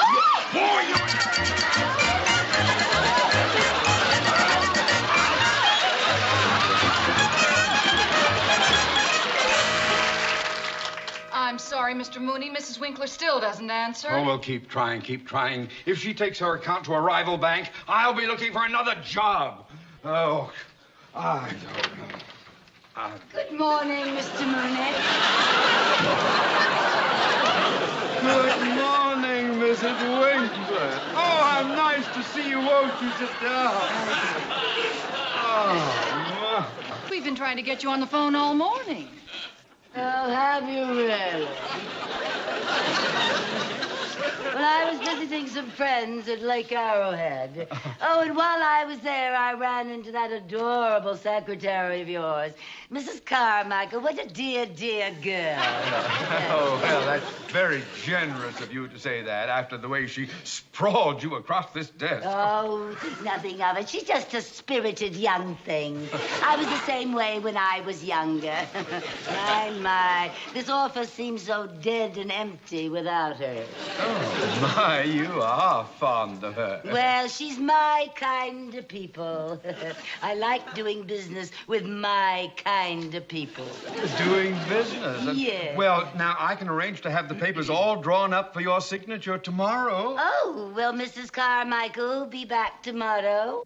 Oh, I'm afraid not. Oh, well, why don't you have Mrs. Carmichael call me when she gets back from her vacation, and we'll settle things then. Whatever you say, Mrs. Winkler. Whatever you say, of course.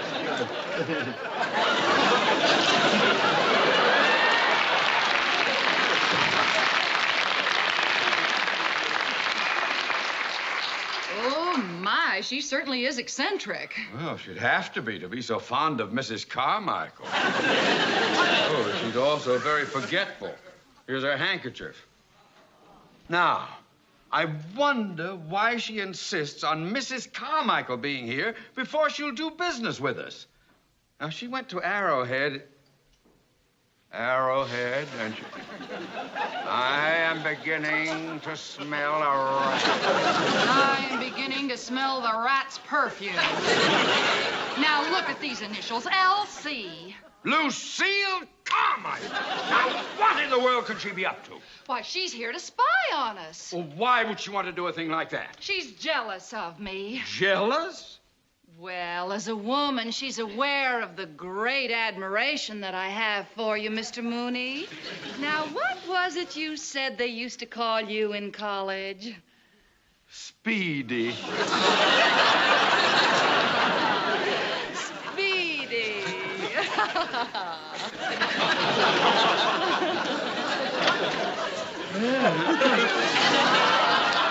Ah, so you came back, did you, to get the handkerchief before we discovered your initials? Handkerchief? What are you talking about? Oh, don't give me that. Come on, I've had enough of your game.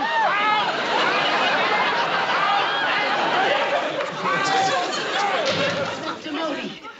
Oh, you don't know what you just did.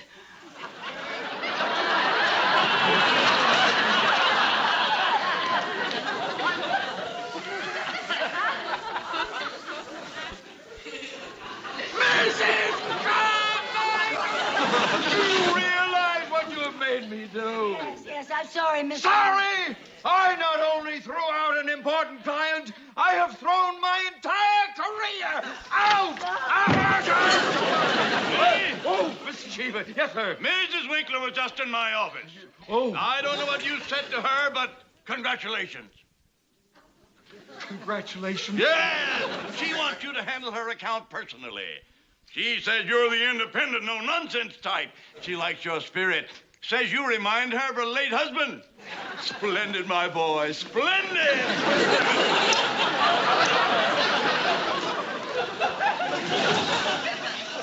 Mr. Mooney? See, I'm lucky for you. Well, it's lucky for you that things turned out the way they did. Yes, sir. Where are you going, Miss Fields? To Arrowhead. I've had enough of this kooky joint. Speedy.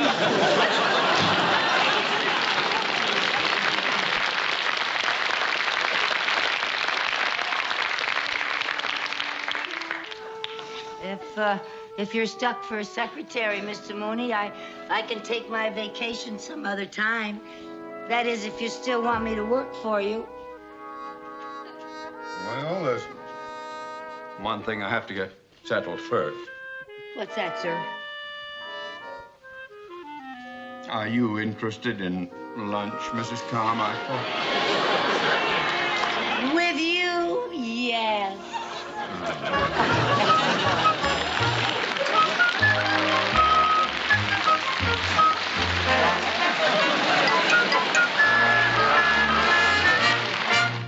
In the opening moments of this richly layered composite episode of The Lucy Show, Lucille Ball's Lucy Carmichael and her steadfast companion step into a world of polished surfaces and impossible prices, and the result is pure, unadulterated classic comedy of the highest order. The scene unfolds inside a high-end fur salon, a temple of mid-century American aspiration where the air itself seems scented with money and the soft rustle of pelts. A salesman, smooth as the merchandise he peddles, begins his carefully rehearsed pitch with the calm authority of a man who has recited the same lines 1,000 times. "Now, ladies," he intones, "this coat is one of our most exclusive creations. Notice the flared bottom, the high-style collar, the flawless blending of the skins, the deep rich color. This coat is an exceptional value. It's only $16,000. The figure lands with the weight of a small mortgage, yet the delivery remains silky, almost apologetic, as though $16,000 were a modest concession rather than a sum that would have purchased an entire suburban house in many parts of the country in the early 1960s. Lucille Ball's face, even in the silence that follows, becomes a master class in restrained reaction. One can almost see the micro-expressions flickering across her features, the polite lift of the eyebrows, the tiny tightening at the corners of the mouth. The way her eyes widen just enough to register the absurdity without yet revealing the game she and her friend are playing. The friend, addressing her as Lucille in that particular moment of shared conspiracy, responds with the perfectly calibrated tone of a woman who has spent her life among such rarities. "That is exceptional, Lucille."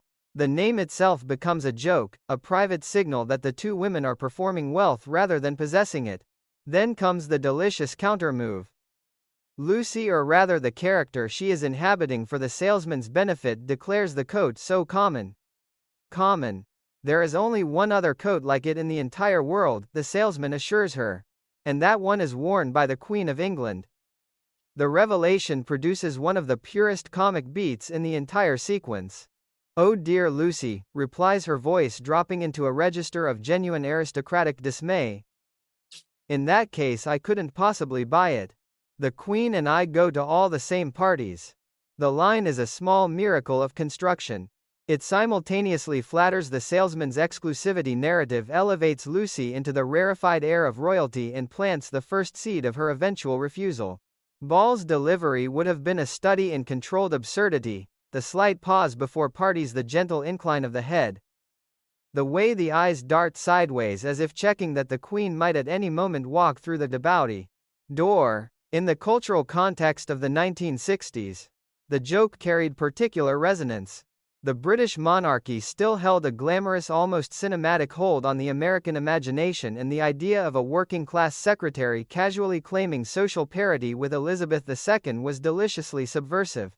It also underscored one of the central themes of The Lucy Show, the porous boundary between fantasy and reality in the lives of ordinary people who refused to accept the limitations of their bank accounts.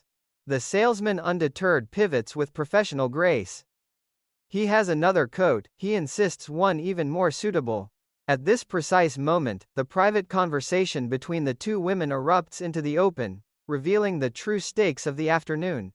"You were right, this is fun," one says. "I wonder what she would do if she knew we only had 27 cents between us." 27 cents. The sum is so small, it becomes almost abstract, a comic abstraction of poverty.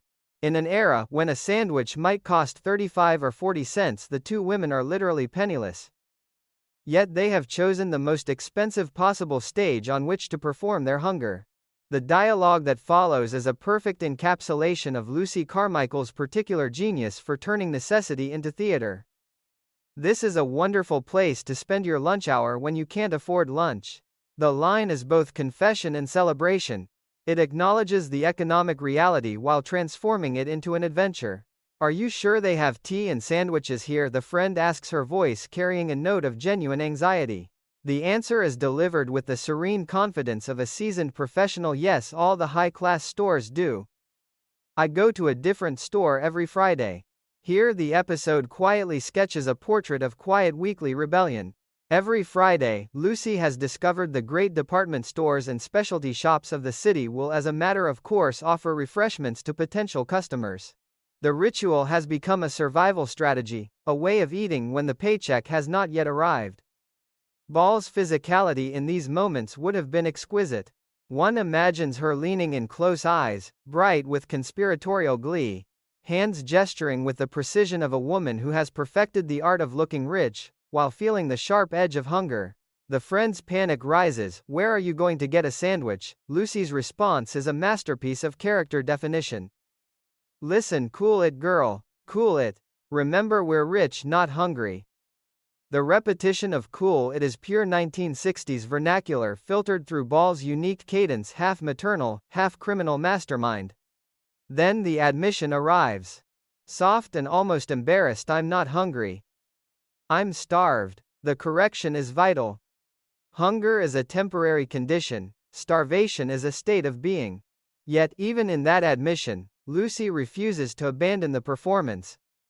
"But let's not be obvious. We don't want them to think that's all we came here for." The salesman returns with the sandwiches and the comedy reaches a new plateau of delicate negotiation. "Some sandwiches for you ladies." Lucy's reply is a study in reluctant acceptance. "Oh well, we're really not hungry, but we'll force ourselves." The word force is loaded with comic irony. They will force themselves to eat the free food they desperately need. The friend echoes the sentiment with equal elegance. "Ah well, yes, if you insist." What follows is a rapid-fire ordering sequence that feels almost musical. "What kind of sandwich would you like?" Madam Lucy's answer cascades. "Oh well, I'll have one of those and one of those and one of those." The friend matches her, "And one of those and one of those and two of those, madam." The accumulation is hilarious, precisely because it is so carefully understated. They are not grabbing, they are selecting. They are not starving, they are sampling. Ball's face during this exchange would have been a kaleidoscope of restrained greed, polite hesitation, and pure animal delight. Each one of those is accompanied one suspects by a tiny pointing gesture, a slight lean forward, a widening of the eyes that betrays the depth of her appetite even as her voice remains the model of refined indifference. The scene then pivots with seamless grace into the presentation of the true star of the salon, the chinchilla coat. "This is you," the salesman declares, the phrase itself a classic of retail seduction. "Chinchillas, ah. Why doesn't madam try it on?" The friend, fully committed to the charade, urges Lucy forward. "Yeah, why don't you try it on, Lucy? Just wearing it will give you a feel of it so much better than my mere words." The salesman launches into a lyrical description that borders on poetry. "Notice that while the fur is as soft as gossamer, it is both thick and rich. Notice the fullness of the coat. See how it flares when you turn around. Turn around a few times." The invitation to turn is itself a comic opportunity. One can picture Ball spinning slowly, the imaginary coat swirling around her. Her arms extended just so, her face arranged in an expression of aristocratic appraisal. The salesman continues, proud of the craftsmanship. "And I must draw your attention to the fact that we have used only the tops of the pelts, not the sides or tummies. No tummies, no." The phrase "no tummies" will later become the hinge of the entire refusal, but for now it is offered as a mark of quality. An additional selling point is introduced with the casual air of a man revealing a secret. And madam, an extra conversational piece is the fact that the hem can be turned into a stole for the evening. The practicality is almost touching. In the world of the truly wealthy, a coat that can transform into a stole is merely convenient. In the world Lucy and her friend inhabit, it is a fantasy of infinite possibility. Lucy finally slips into the coat, or at least the idea of the coat. And her response is a masterwork of hesitant appreciation. "Oh well, it's really it's quite enchanting, really." The stammering is pure Ball. The words tumble out in fragments, each one fighting against the next, as though the character is simultaneously overwhelmed by the luxury and terrified that her true economic status will somehow leak through the fur. The salesman, sensing victory, delivers the final statistics. The coat consists of imported Peruvian pelts in their natural state, never lightened or brightened or artificially enhanced. The price is only $35,000. The figure is astronomical. In the early 1960s, $35,000 could buy a substantial home, a new automobile, and still leave change for a comfortable life. For Lucy Carmichael, a secretary living on a modest salary, it is a sum so large it becomes almost mythical. Yet Ball's reaction remains perfectly calibrated. She does not gasp. She does not laugh. She simply absorbs the number and continues the performance. The friend ever supportive declares the coat really beautiful and urges purchase. Lucy's refusal when it finally arrives is a comic masterpiece of moral reasoning. No, actually, I don't think that I'll take this one. The salesman, stunned, asks why. Lucy's answer is delivered with the solemnity of a woman confronting a profound ethical dilemma. Well, to tell you the truth, darling, it depresses me. It depresses me to think of all those little chinchillas running around with just sides and backs, and no tummy. The line is extraordinary. It takes the salesman's proud claim about using only the tops of the pelts, and transforms it into an image of animal suffering so vivid it borders on the surreal. One imagines dozens of tiny chinchillas hopping through the Peruvian highlands, their midsections mysteriously absent, their little faces somehow still hopeful. The humor is dark, gentle, and completely unexpected.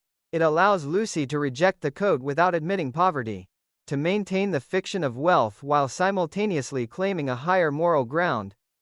The salesman, defeated, can only murmur that he is sorry they had nothing to please her and suggest she return next Friday.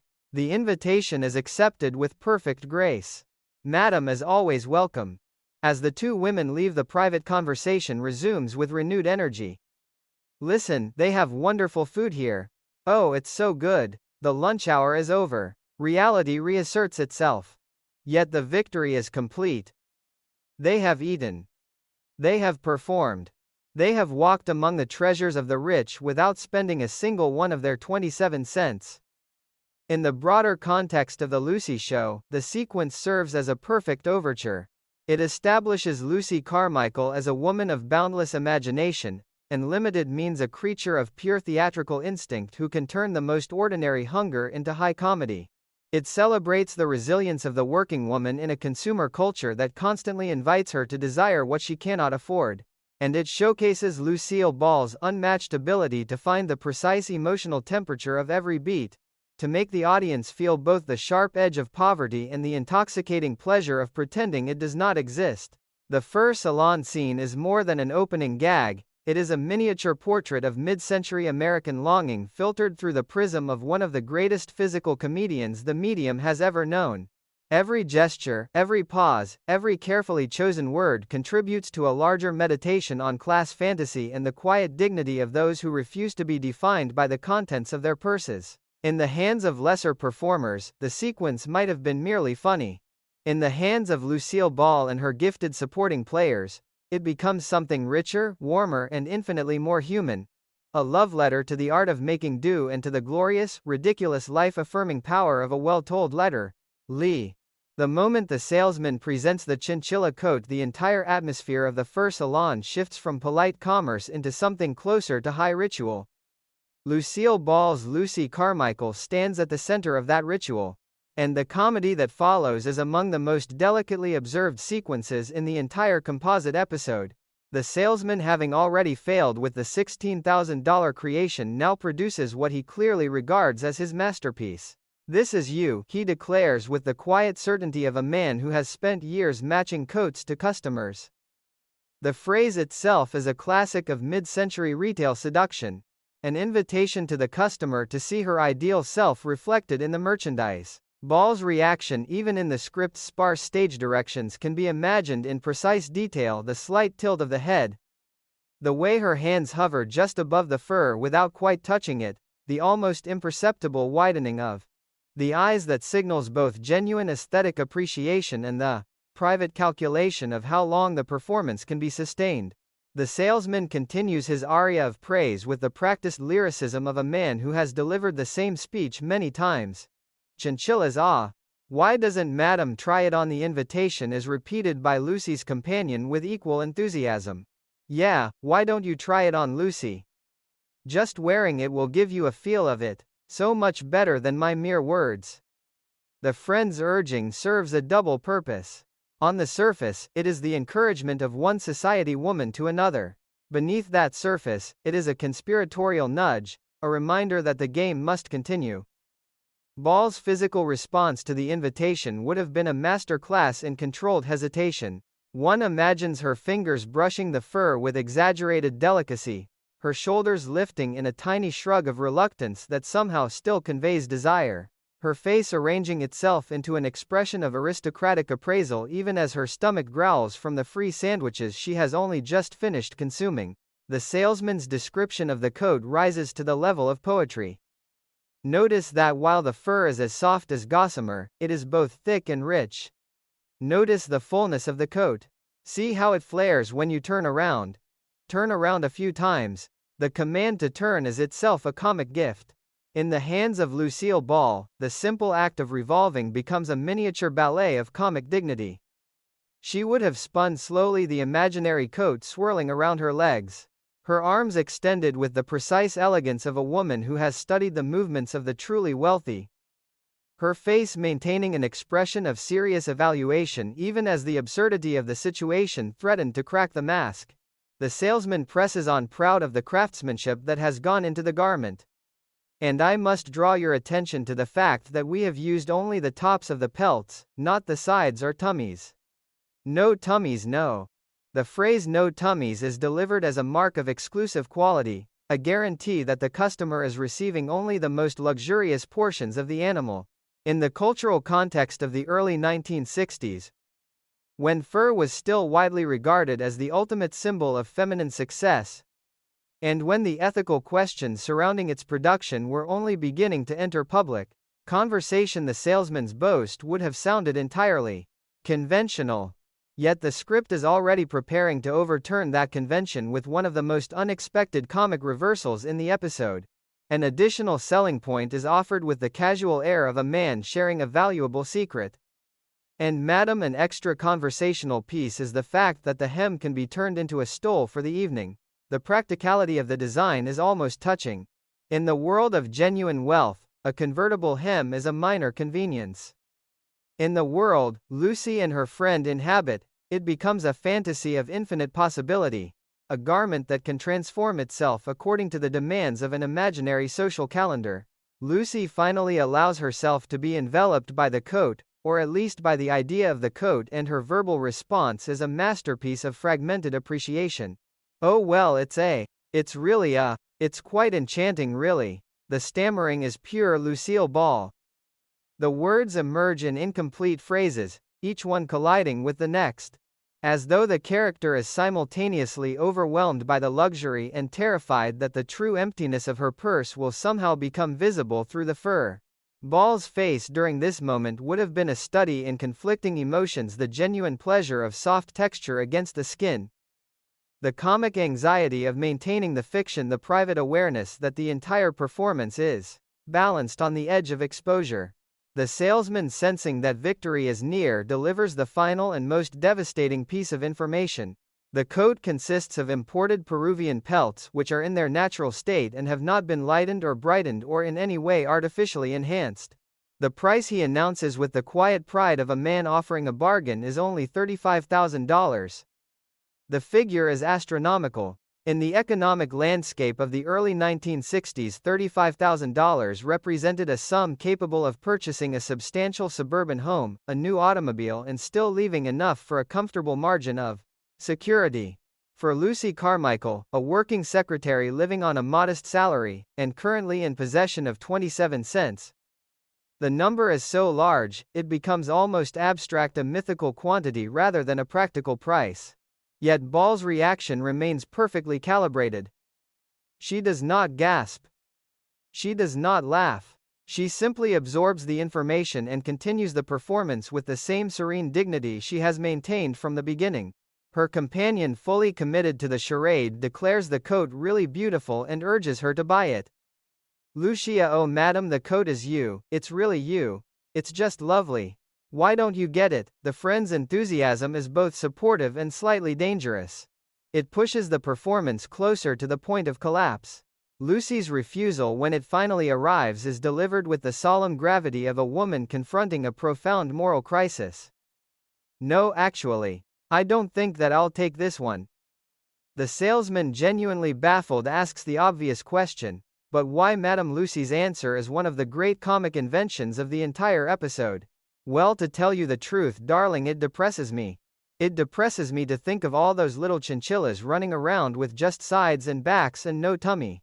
The line is a small miracle of comic construction. It takes the salesman's proud claim about using only the tops of the pelts and transforms it into an image of animal suffering so vivid and so absurd that it borders on the surreal. One is invited to picture dozens of tiny chinchillas hopping through the highlands of Peru, their midsections mysteriously absent their little faces. Somehow still hopeful as they attempt to live normal rodent lives with only sides and pippers. Backs. The humor is dark, gentle, and completely unexpected. It allows Lucy to reject the coat without ever admitting that she cannot afford it. It permits her to maintain the fiction of wealth while simultaneously claiming a higher moral ground than the salesman himself. In the cultural moment of the early 1960s, when the modern animal rights movement was still in its infancy and when fur remained an almost unquestioned symbol of feminine achievement, Lucy's ethical stance feels both anachronistic and strangely prophetic. Ball's delivery of the line would have been a master class in straight-faced absurdity. One imagines the slight furrow of the brow, the soft sigh of genuine melancholy, the way her hands might have gestured toward an imaginary landscape populated by incomplete chinchillas. The salesman is left with no possible response. He can only murmur that he is sorry they had nothing to please her and suggest, with the weary politeness of a man who has seen every possible form of customer resistance, that she might return next Friday. The invitation is accepted with perfect aristocratic grace. Madam is always welcome. The sequence is far more than a simple refusal gag.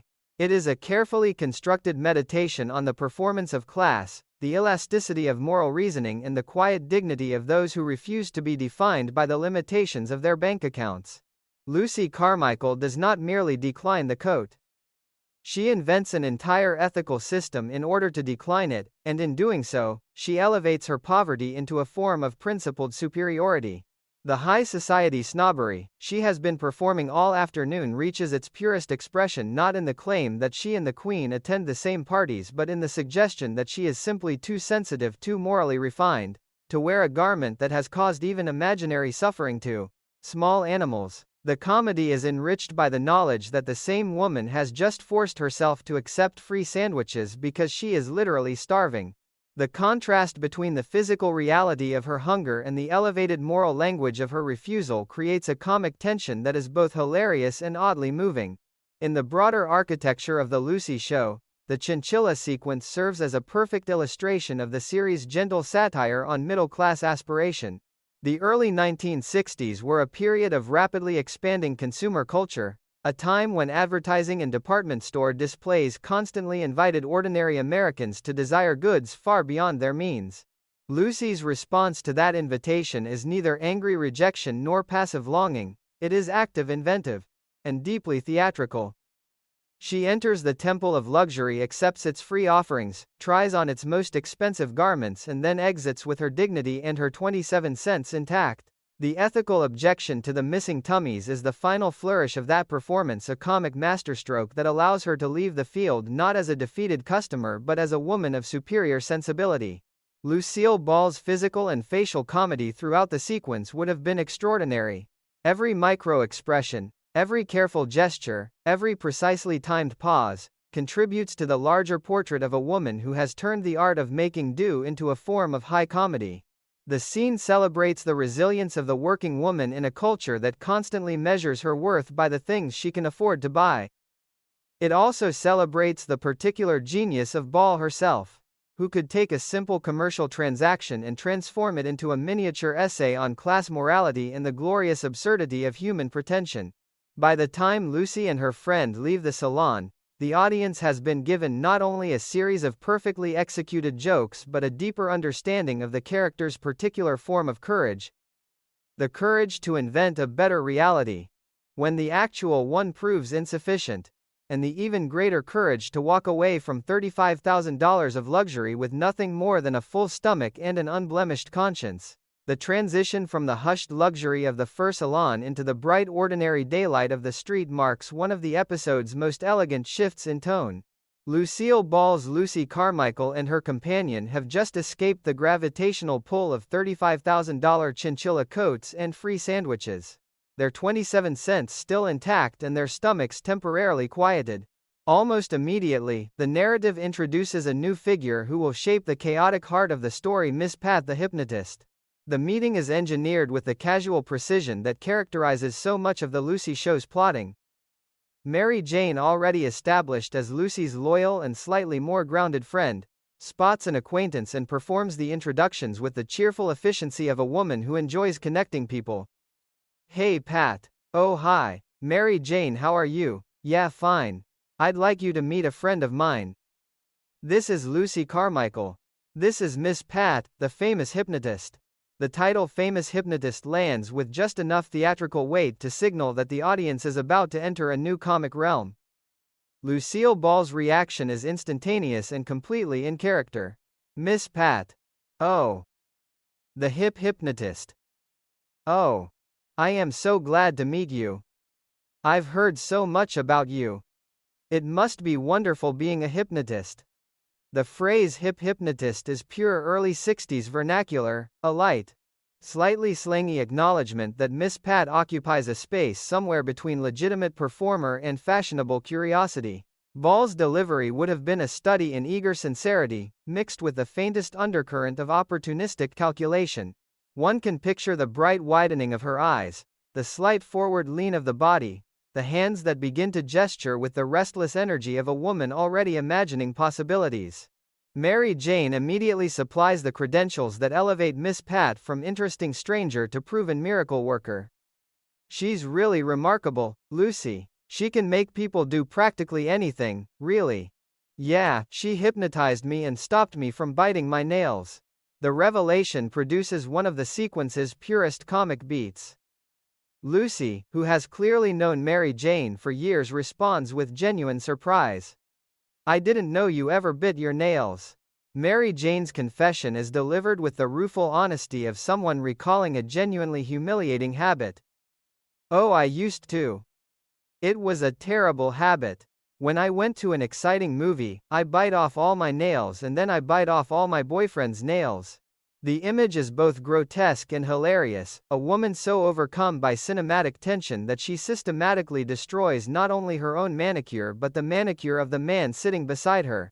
In the cultural context of the early 1960s, when movie-going remained a central social ritual and when personal grooming carried significant weight in the presentation of middle-class femininity, the anecdote lands with particular force. Ball's facial reaction would have been priceless, a mixture of fascinated horror and delighted recognition of pure human absurdity. The conversation expands outward from the specific cure into a broader catalogue of Miss Pat's powers. Mary Jane continues, "Isn't that great? Wow. She's just amazing. She can make people do all sorts of things." Lucy, ever the practical opportunist, presses for details. "Well, what are some of the other things?" The answers arrive in a casual litany that feels almost like a menu of modern anxieties. "Well, she can make people get over the fear of flying, or keep them from overeating.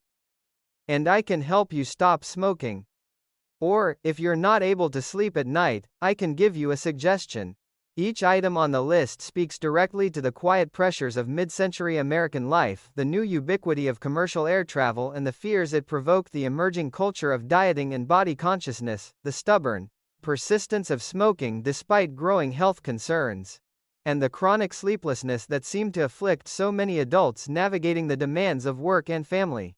Miss Pat's calm confidence in addressing all of them positions her as a kind of secular miracle worker, a woman who has turned the mysterious power of suggestion into a practical service. Lucy's response is characteristically both polite and self-interested. "Oh, that's good to know. Well, if I'm ever bothered by any of those things, I'd like to come and see you. Where's your office?" The question is practical, almost businesslike. Miss Pat's answer immediately undercuts any expectation of clinical formality. "Oh no, I don't have an office. I'm not a doctor, Lucy." The clarification is important. In an era when psychiatry and formal therapy were still viewed with a mixture of fascination and suspicion by much of the general public, Miss Pat carefully distances herself from medical authority. She is a performer first, a helper second. But I'll tell you what. I'm working at the Royal Club and you can come participate in my act. How's that, you're appearing at the Royal Club? Oh, I'd love to do that. Would you come some night? Oh, I'd love it. The invitation is extended and accepted with the easy warmth of two women who have recognized a mutual usefulness. For Miss Pat, the presence of willing volunteers is essential to the success of her nightclub act. For Lucy, the prospect of participating offers both entertainment and the faint possibility of personal benefit.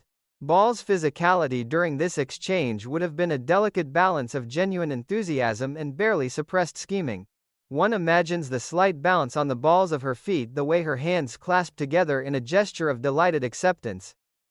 The quick glance toward Mary Jane that silently communicates the private thought this could be useful. The conversation winds down with the graceful social rituals of the period. Thank you. It was nice seeing you. Mary Jane, I have to go and pick up my new coat. Bye-bye, Lucy. Nice seeing you. Bye-bye. The mention of the new coat provides a final comic coda. As Miss Pat departs, Lucy and Mary Jane share a private observation that circles back to the earlier fur salon adventure. I wonder what kind of a fur coat she's getting. Probably rabbit, sure. She could hypnotize herself into thinking it's mink. Well, it's a lot cheaper that way. She saves a lot of money. The joke is gentle and perfectly in keeping with the episode's larger themes. Hypnosis, which has just been presented as a serious tool for self-improvement, is immediately repurposed as a method of economical self-deception. The idea that a woman might use the power of suggestion to convince herself that rabbit fur is mink is both absurd and oddly practical. A comic distillation of the same impulse that led Lucy to perform wealth while possessing 27 cents. In the broader architecture of the episode, this meeting serves as a crucial hinge. It introduces the mechanism hypnosis that will soon pull both Lucy and Mr. Mooney into the nightclub spotlight and generate some of the most sustained physical comedy of the entire composite. At the same time, it deepens the portrait of Lucy Carmichael as a woman who moves through the world with her antennae permanently tuned to possibility. She does not merely meet a hypnotist, she immediately begins to catalog the potential applications of that hypnotist's skills. The nail-biting story, the list of treatable conditions, the invitation to the Royal Club, all of it is absorbed and filed away for future use. The sequence also offers a quiet commentary on the place of unconventional expertise in early 60s popular culture. Nightclub hypnotists occupied a peculiar cultural niche, part entertainer, part folk healer, part confidence artist. They operated in the liminal space between science and show business, offering audiences both the thrill of watching ordinary people do extraordinary things and the comforting suggestion that personal problems might be solved by the simple power of focused attention. Miss Pat embodies that niche with cheerful professionalism. She is neither mystic nor fraud. She is a working performer who happens to possess a useful skill. Lucille Ball's interaction with her is marked by the same mixture of sincerity and calculation that defines so many of Lucy's encounters with potential allies. By the time the two women part, the episode has successfully pivoted from the consumer fantasy of the fur salon into the psychological fantasy of hypnosis. The promise of sleep has been planted, though neither Lucy nor the audience yet knows how central that promise will become. Mary Jane's cured nail-biting stands as living proof that Miss Pat's methods work. The catalogue of other possible cures expands the field of potential comedy.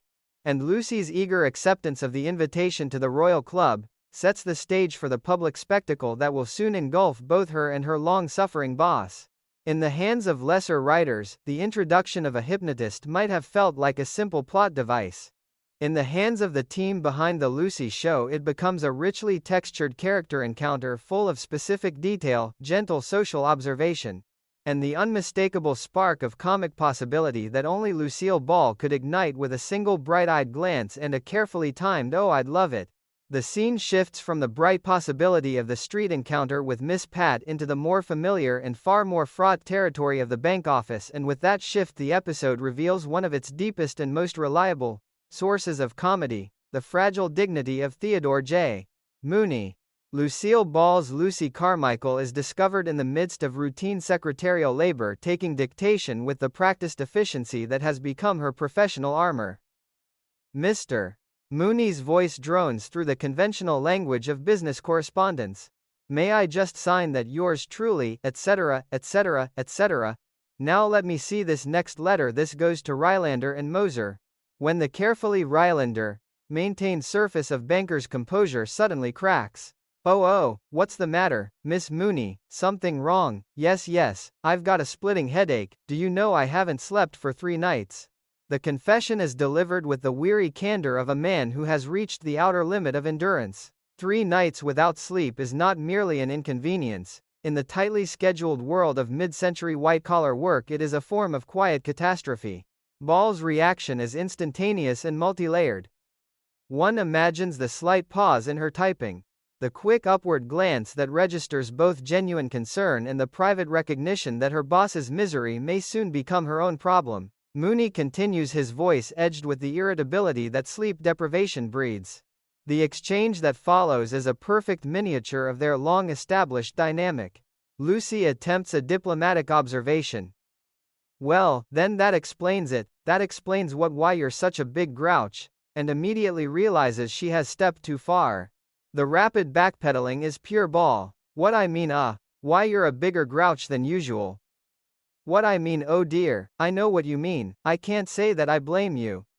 The stammering retreat is both funny and oddly tender. Lucy knows precisely how far she can push Mooney, and she also knows that the current version of Mooney is operating with dangerously reduced reserves of patience. Mooney's self-awareness arrives with a touch of reluctant honesty. I must admit that for the past 2 days, I haven't been my usual Mr. Nice Guy. The admission is allowed to stand only for a moment before he undercuts it with one of the episode's sharpest marital jokes. Yes, but it's more of a strain for me when I stay awake. I have to look at my wife. The line is delivered with the deadpan precision that Gail Gordon perfected across years of playing long-suffering authority figures.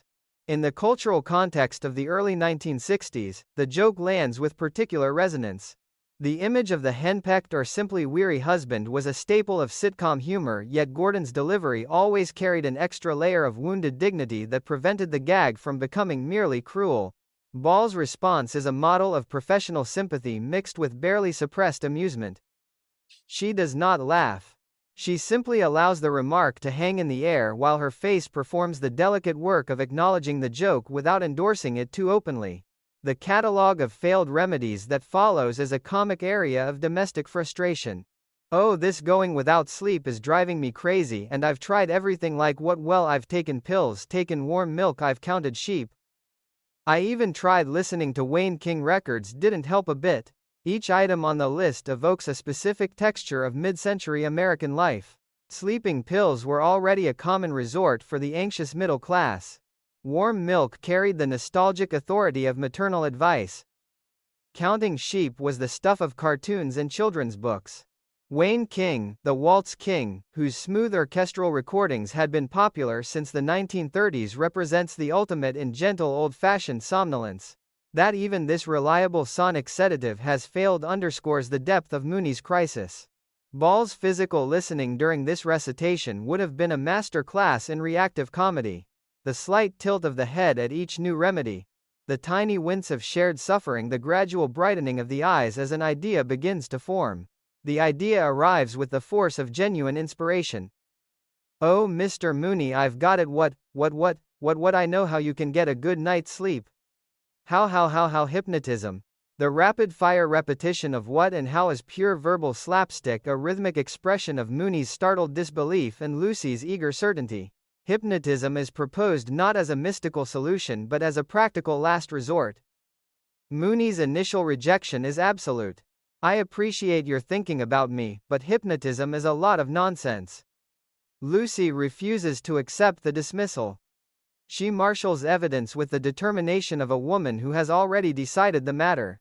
No, it isn't. Hypnotists have helped lots of people with lots of things like getting over the fear of jumping out of airplanes with a parachute, you know.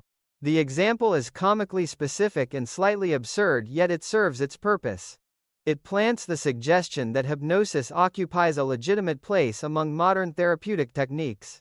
The persuasion that follows is a textbook demonstration of Lucy Carmichael's particular genius for managing her boss. She does not argue abstractly about the validity of hypnosis. She appeals directly to Mooney's most vulnerable points, his exhaustion, his fear of professional failure, and his awareness of his own advancing age. You've tried everything else, what do you got to lose? You can't go on without sleep. I know. That's right, well, all right. The moment of capitulation is almost reluctant, as though Mooney is agreeing against his better judgment. He instructs Lucy to call the hypnotist and arrange an appointment for 5 o'clock that afternoon. The discovery that the hypnotist is a woman and that the appointment must take place on a nightclub stage produces one of the sequence's largest eruptions of comic outrage. Oh, Mr. Mooney, it's not a him, it's a her, and you cannot see her privately. You have to go to the nightclub where she's appearing and get into her act. Get into her act, have you flipped your flaming wig? The phrase flipped your flaming wig is pure early 60s colloquial explosion, a perfect expression of Mooney's sense that the universe has taken leave of its senses. His subsequent defense of professional dignity is both hilarious and oddly touching. She helps people, Mrs. Carmichael. I am a banker. I cannot appear in a nightclub act. I have to uphold the dignity of my job. In the hierarchical world of 1960s banking, the idea of a vice president submitting to public hypnosis was genuinely unthinkable. Banks traded on an image of sober reliability. Nightclubs traded on the opposite. Lucy's counter-argument is ruthlessly practical. Well, if you keep going without sleep, you won't even have a job. You're liable to get fired. It'll be pretty hard getting another job at your age. The reference to age is a low blow. And Mooney's immediate protest, I'm not that old, only confirms that the blow has landed. The final negotiation is a masterpiece of mutual face-saving. Lucy offers to take him to the club. Mooney insists they will go Dutch. The compromise allows both characters to preserve a shred of autonomy while moving inexorably toward the comic disaster that awaits them. The scene at the Royal Club itself opens with Mooney already deep in regret. Boy, did I make a mistake coming here tonight. Why do you say that? Well, if you think I'm going to get up there and make a fool of myself in front of all these people, you're very much mistaken. The protest is the last stand of a man who still believes he can control the evening's outcome. Lucy's reassurance, Mooney, now there's nothing to be afraid of, is delivered with the calm confidence of a woman who has already accepted that fear as irrelevant. The larger cultural resonance of the sequence is considerable. In the early 1960s, the nightclub remained a space of adult glamour and mild transgression. A place where the rigid codes of daytime respectability could temporarily loosen. For a man like Mooney, whose entire identity is constructed around the maintenance of those codes, the mere act of entering such a space already constitutes a form of surrender. That he has been brought there by his secretary in search of a cure for insomnia only intensifies the comic humiliation. Throughout the entire movement from office confession to nightclub threshold, Lucille Ball's performance would have been a continuous demonstration of reactive brilliance. Every shift in Mooney's mood is registered on her face with microscopic precision, the concern that softens into calculation, the calculation that brightens into triumph, the triumph that is immediately tempered by the need to keep her boss from bolting. Gail Gordon's Mooney, for his part, moves through the sequence with the mounting desperation of a man watching his carefully ordered world dissolve. The insomnia is never treated as mere plot convenience. It is allowed to feel like a genuine affliction, which makes the eventual decision to seek an unconventional cure both funnier and more human. By the time the lights dim and Miss Pat prepares to take the stage, the episode has completed one of its most elegant character arcs. A simple case of sleeplessness has been transformed into a crisis of professional identity, a test of Lucy's persuasive powers, and a setup for the sustained physical comedy that will dominate the following sections. The journey from warm milk and Wayne King records to the brink of public hypnosis is charted with such care and such affectionate attention to the small humiliations of ordinary life that the audience is fully prepared to follow both characters into whatever absurdity awaits them. In the hands of lesser writers, the insomnia plot might have been a thin pretext. In the hands of the team behind The Lucy Show, it becomes a richly detailed portrait of two people bound together by habit exasperation. And the stubborn refusal to admit defeat even when defeat is already walking toward them in the form of a spotlight and an empty chair on a nightclub stage. The Royal Club at night is a world away from the fluorescent sobriety of the bank, and the episode marks the transition with the theatrical flourish that such a shift demands. The lights dim, the audience settles, and Miss Pat steps into the spotlight, with the practiced ease of a performer who has transformed the mysterious science of hypnosis into reliable nightclub entertainment. Her opening address is both educational and disarming, a carefully constructed monologue designed to lower the defenses of potential volunteers, while simultaneously elevating the proceedings above mere carnival trickery. Ladies and gentlemen, she begins. She can help you. The Royal Club proudly presents the Hip Hip Attest. Miss Pat. Thank you very much. Thank you. Good evening.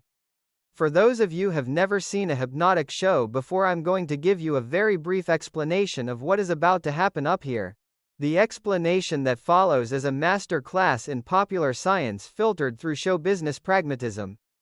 Miss Pat carefully dismantles the most common misconceptions about hypnosis. People will not become unconscious. They will not lose control of their moral centers. They will not be forced to do anything that violates their fundamental character. Once again, in a few moments, I'm going to invite about 5 or 6 of you to come up on the stage and volunteer to be hypnotized. Now, this is for real. If you'd like to come up, you're more than welcome, but before you venture up here, I want to explain to you exactly how you're going to feel, because most people really do not understand the science of hypnosis. Now they seem to think if they come up here and go under, they're going to become unconscious and not know what they're doing, and that's very, very wrong. They also seem to think that I hypnotize them, which is very wrong. You actually hypnotize yourself. You do this by concentrating, by taking my suggestions. Once you go under hypnosis, you're not unconscious, you're fully aware of everything that's happening. You're just very, very relaxed. You're reacting to suggestions that happen in your imagination. You're reacting with a reflex on your part. You won't change in any way.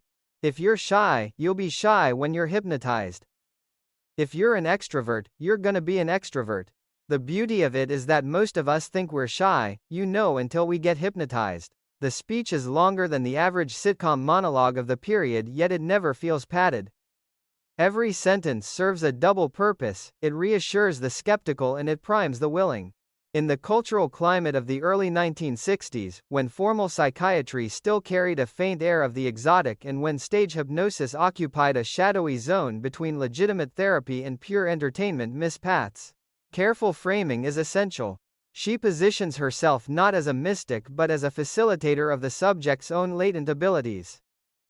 The promise that accompanies the science is equally calculated. I guarantee you'll have a marvelous time if you come up here and you go under. You'll be very creative. The biggest bonus that you got out of the whole show is the fact that the 45 minutes to an hour that you will be up here under hypnosis is the equivalent of 8 to 10 hours sleep. For Mr. Mooney, sitting in the audience with 3 sleepless nights already behind him, that final claim must land with the force of genuine temptation. The very thing he has come seeking, rest, is being offered as a side effect of public performance. The call for volunteers produces the expected mixture of hesitation and bravado.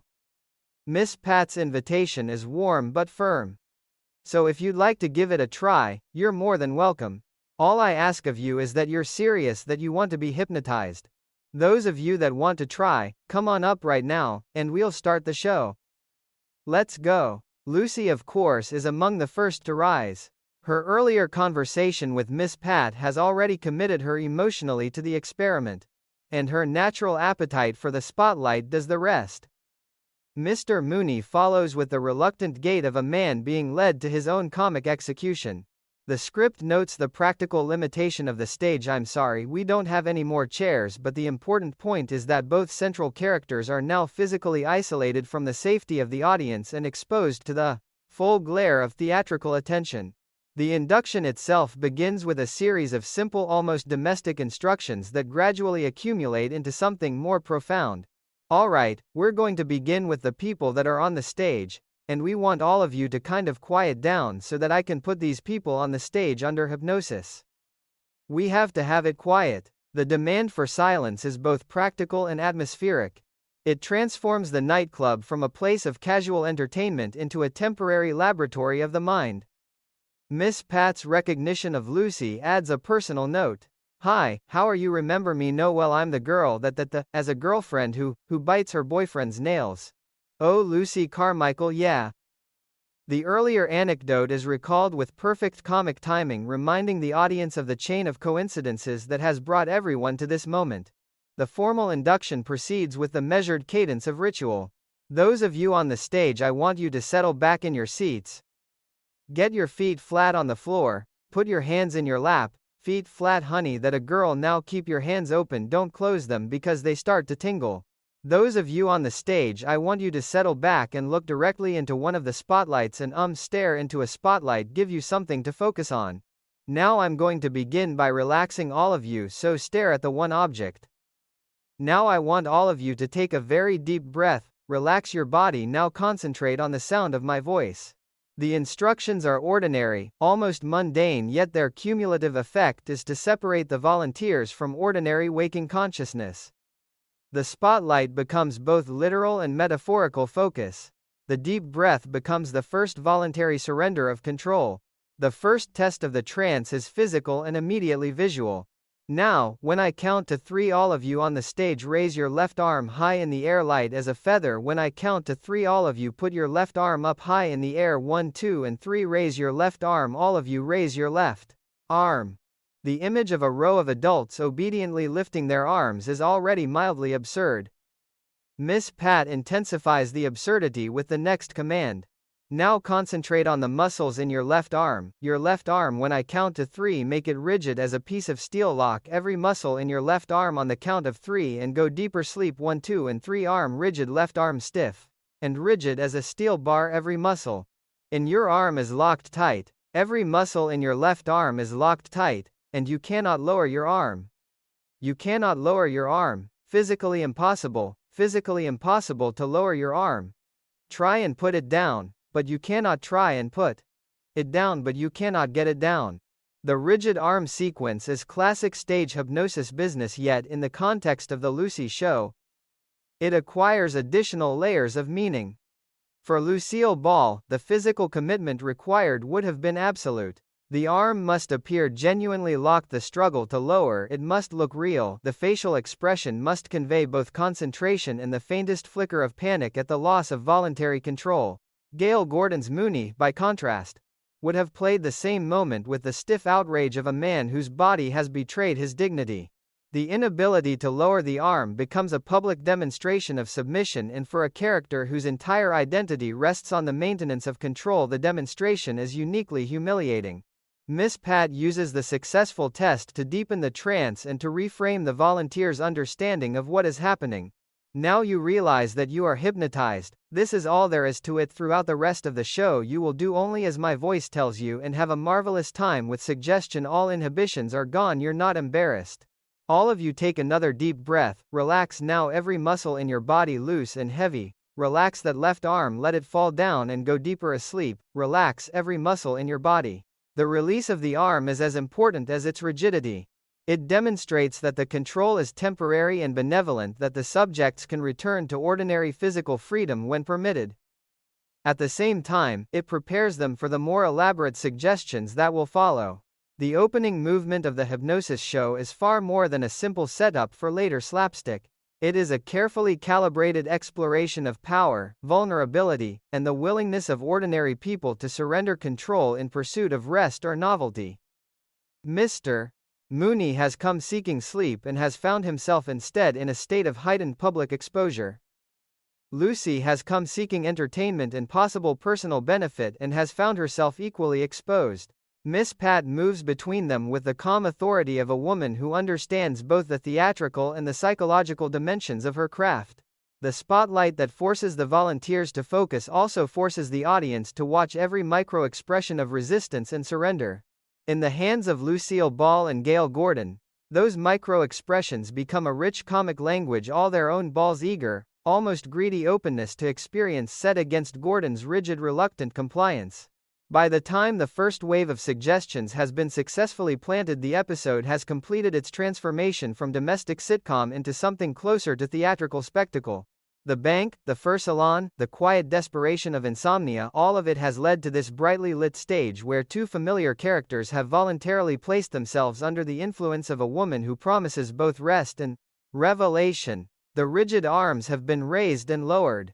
The first public humiliation has been survived, and the audience both inside the Royal Club and outside it is now fully prepared for the creative chaos that Miss Pat is about to unleash. Once the initial induction has settled and the rigid arms have been released, Miss Pat shifts the evening into its most purely inventive phase. The first 5 minutes of her act, she explains to the audience, are devoted to testing the personalities and reflexes of the people on stage. The volunteers remain fully aware of what they are doing. The suggestions simply unlock the creative impulses that ordinary self-consciousness keeps locked away. Keep in mind they know what they're doing. I'm giving them these suggestions, to see how fast they are, how slow they are, who's shy, who's an extrovert, and so on. It's all in their imagination.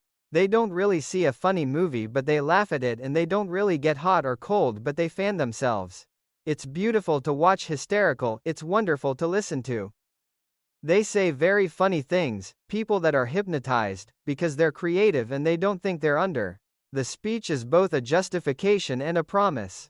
It prepares the nightclub audience for the cascade of absurdity that is about to unfold while simultaneously protecting the dignity of the volunteers by insisting that their behavior remains at some level voluntary. In the cultural context of the early 1960s, the distinction mattered. Stage hypnosis still carried a faint air of the questionable. And Miss Pat's careful framing keeps the entertainment on the acceptable side of the line between spectacle and exploitation. She begins with Mr. Mooney drawn to the rigid resistance visible on his face. Look at this face of, oh, I have to talk to this one, this is the one I have to talk to first, he's great.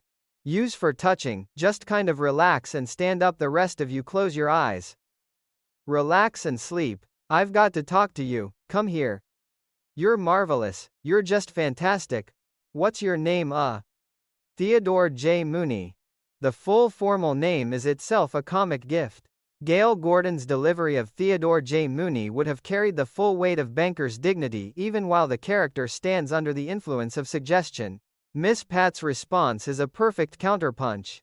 Oh, what do you do for a living, Mr. Mooney? I'm a banker and I might as well tell you that I don't believe in hypnotism. That's all right because I don't believe in banks. The exchange is pure sitcom gold. The authority figure's proud profession is met with cheerful professional skepticism from the very person who currently controls his behavior. Mooney continues to insist on his own wakefulness. You don't think you're hypnotized? Well, of course not, I'm not hypnotized, I couldn't be asleep, I have insomnia.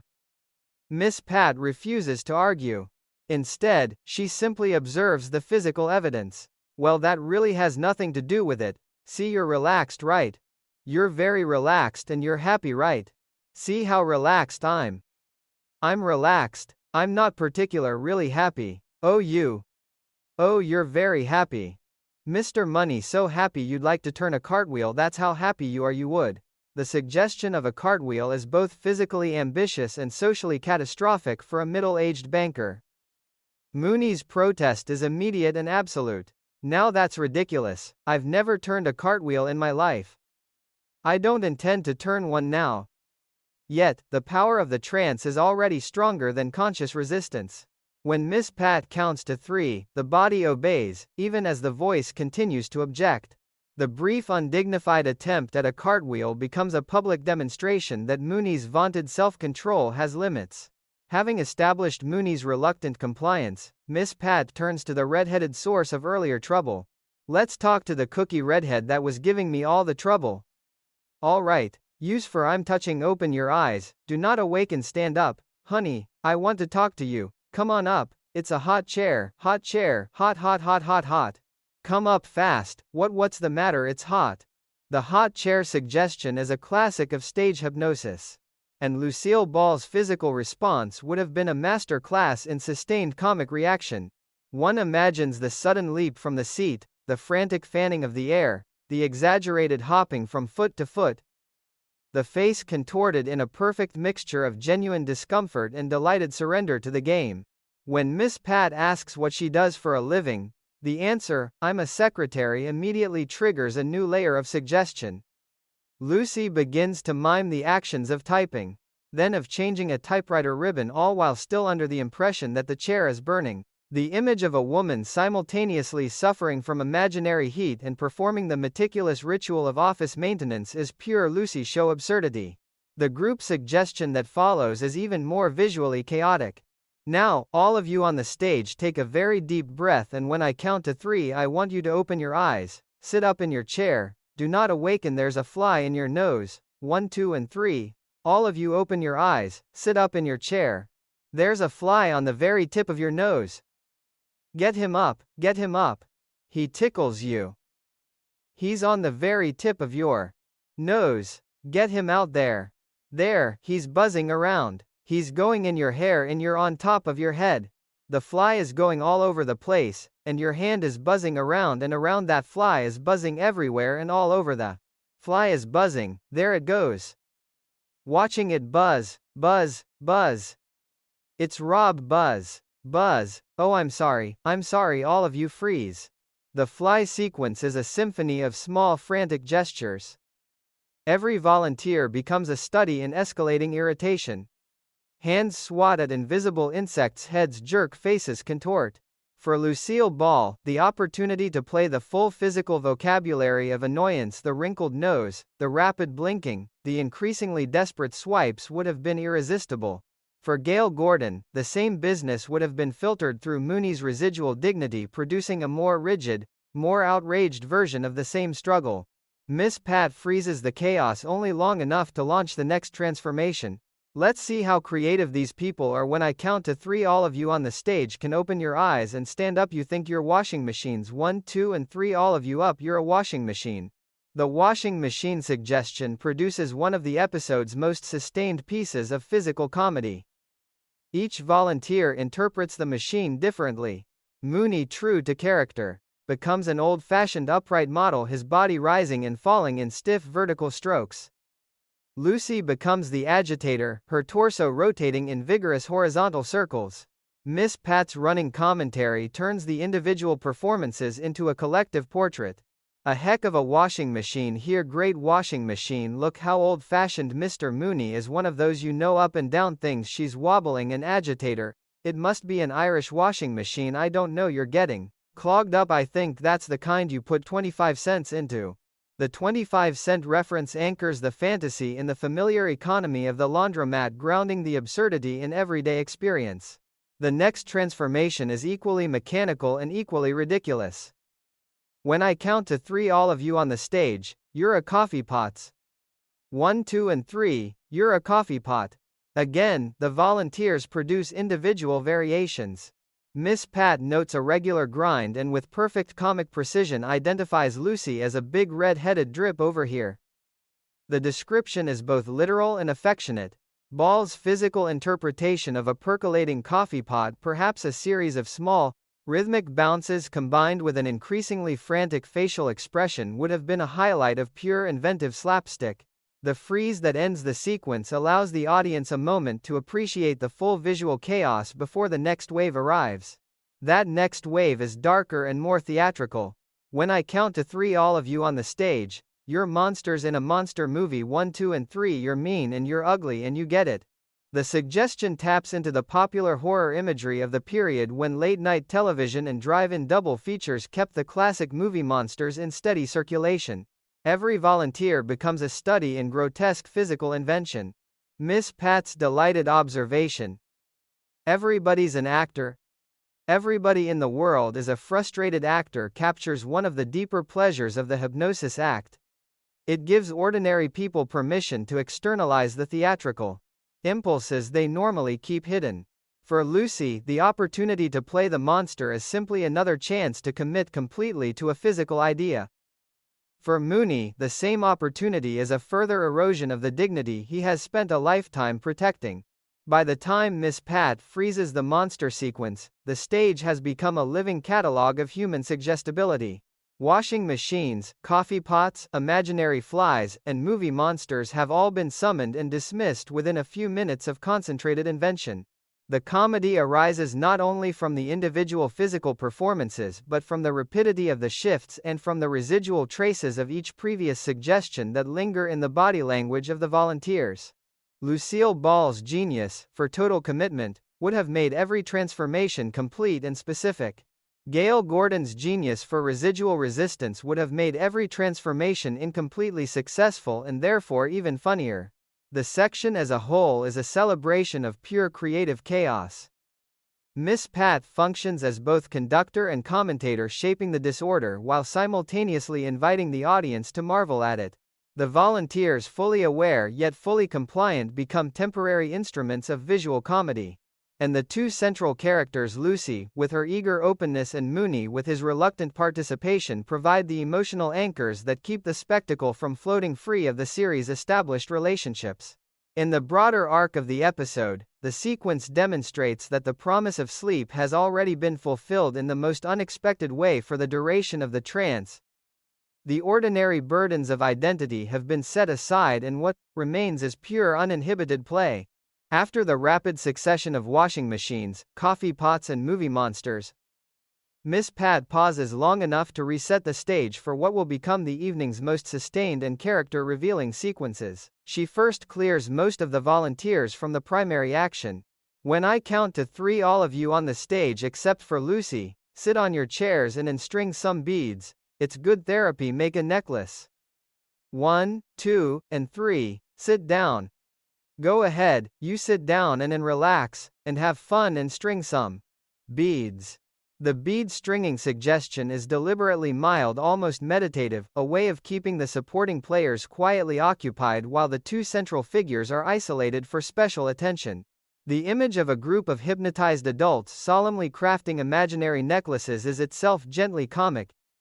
Yet its real function is architectural. It clears visual and narrative space for the double act that follows.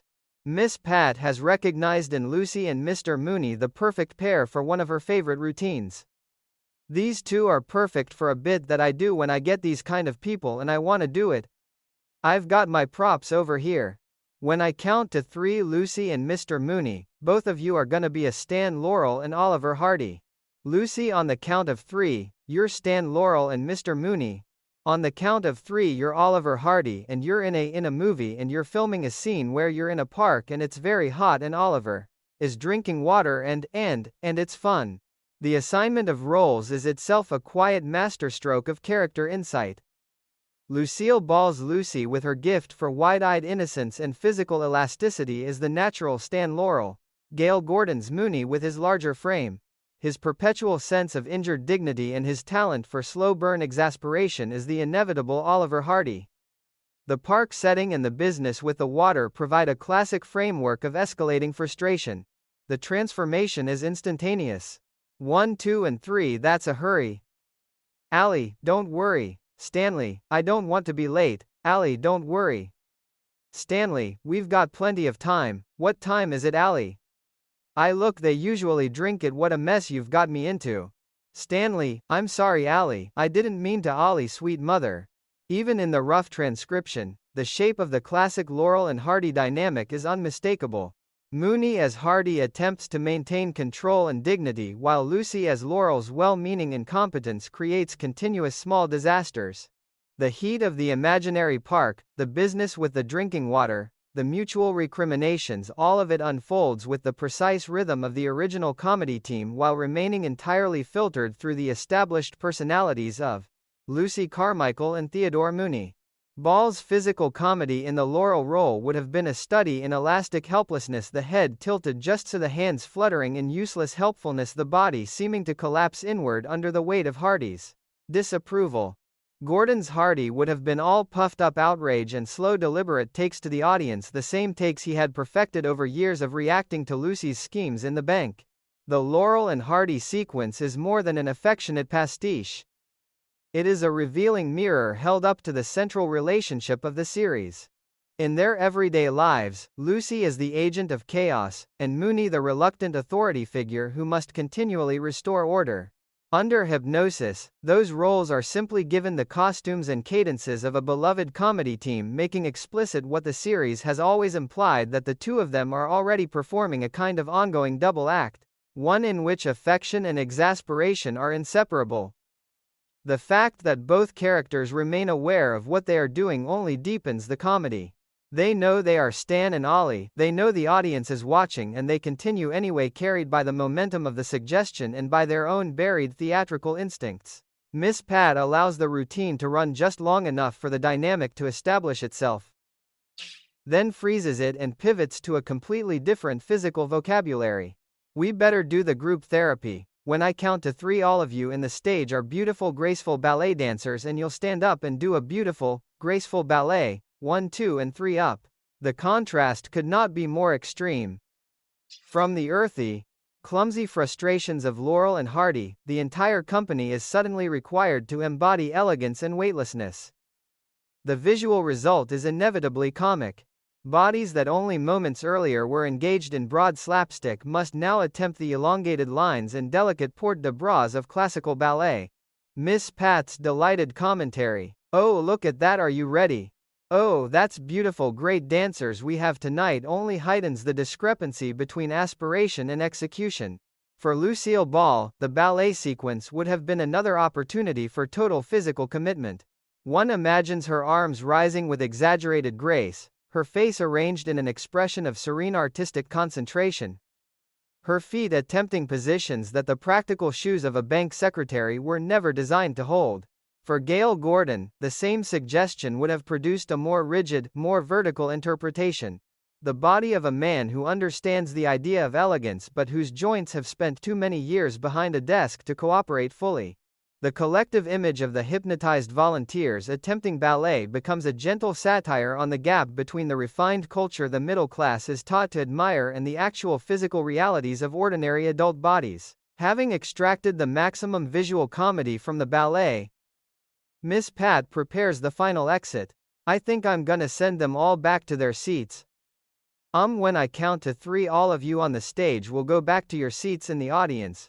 But as you go back to your seats, you're gonna dance 'cause you're all great dancers. You're gonna do an exotic voodoo dance back to your seat, and then when you get back to your seats in the audience, go to sleep, and I'll come out wake you up on the count of 3. All of you dance. 1, 2, and 3. The voodoo dance exit is pure theatrical punctuation. It releases the volunteers from the stage with a final burst of uninhibited movement, then returns them to the safety of ordinary seats and ordinary sleep. The word voodoo in the early 1960s carried a charge of the exotic and the slightly dangerous, in association with mysterious powers that fit neatly with the larger theme of hypnosis itself. The dance therefore functions as both comic spectacle and thematic echo. The physical comedy of the exit would have been among the most sustained of the entire sequence. Every volunteer must travel from the stage to a seat in the audience while performing an improvised exotic dance, and then upon arrival drop immediately into deep sleep. Lucille Ball's version would have been a whirlwind of hips and shoulders, and wildly expressive arms, the same body that had just attempted ballet, now abandoning all classical restraint.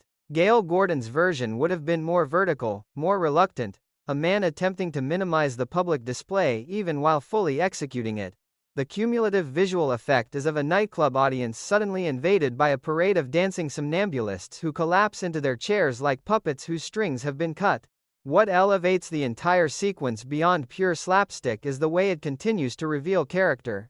Lucy's willingness to commit completely to every suggestion Laurel ballerina voodoo dancer confirms the essential openness that has always defined her.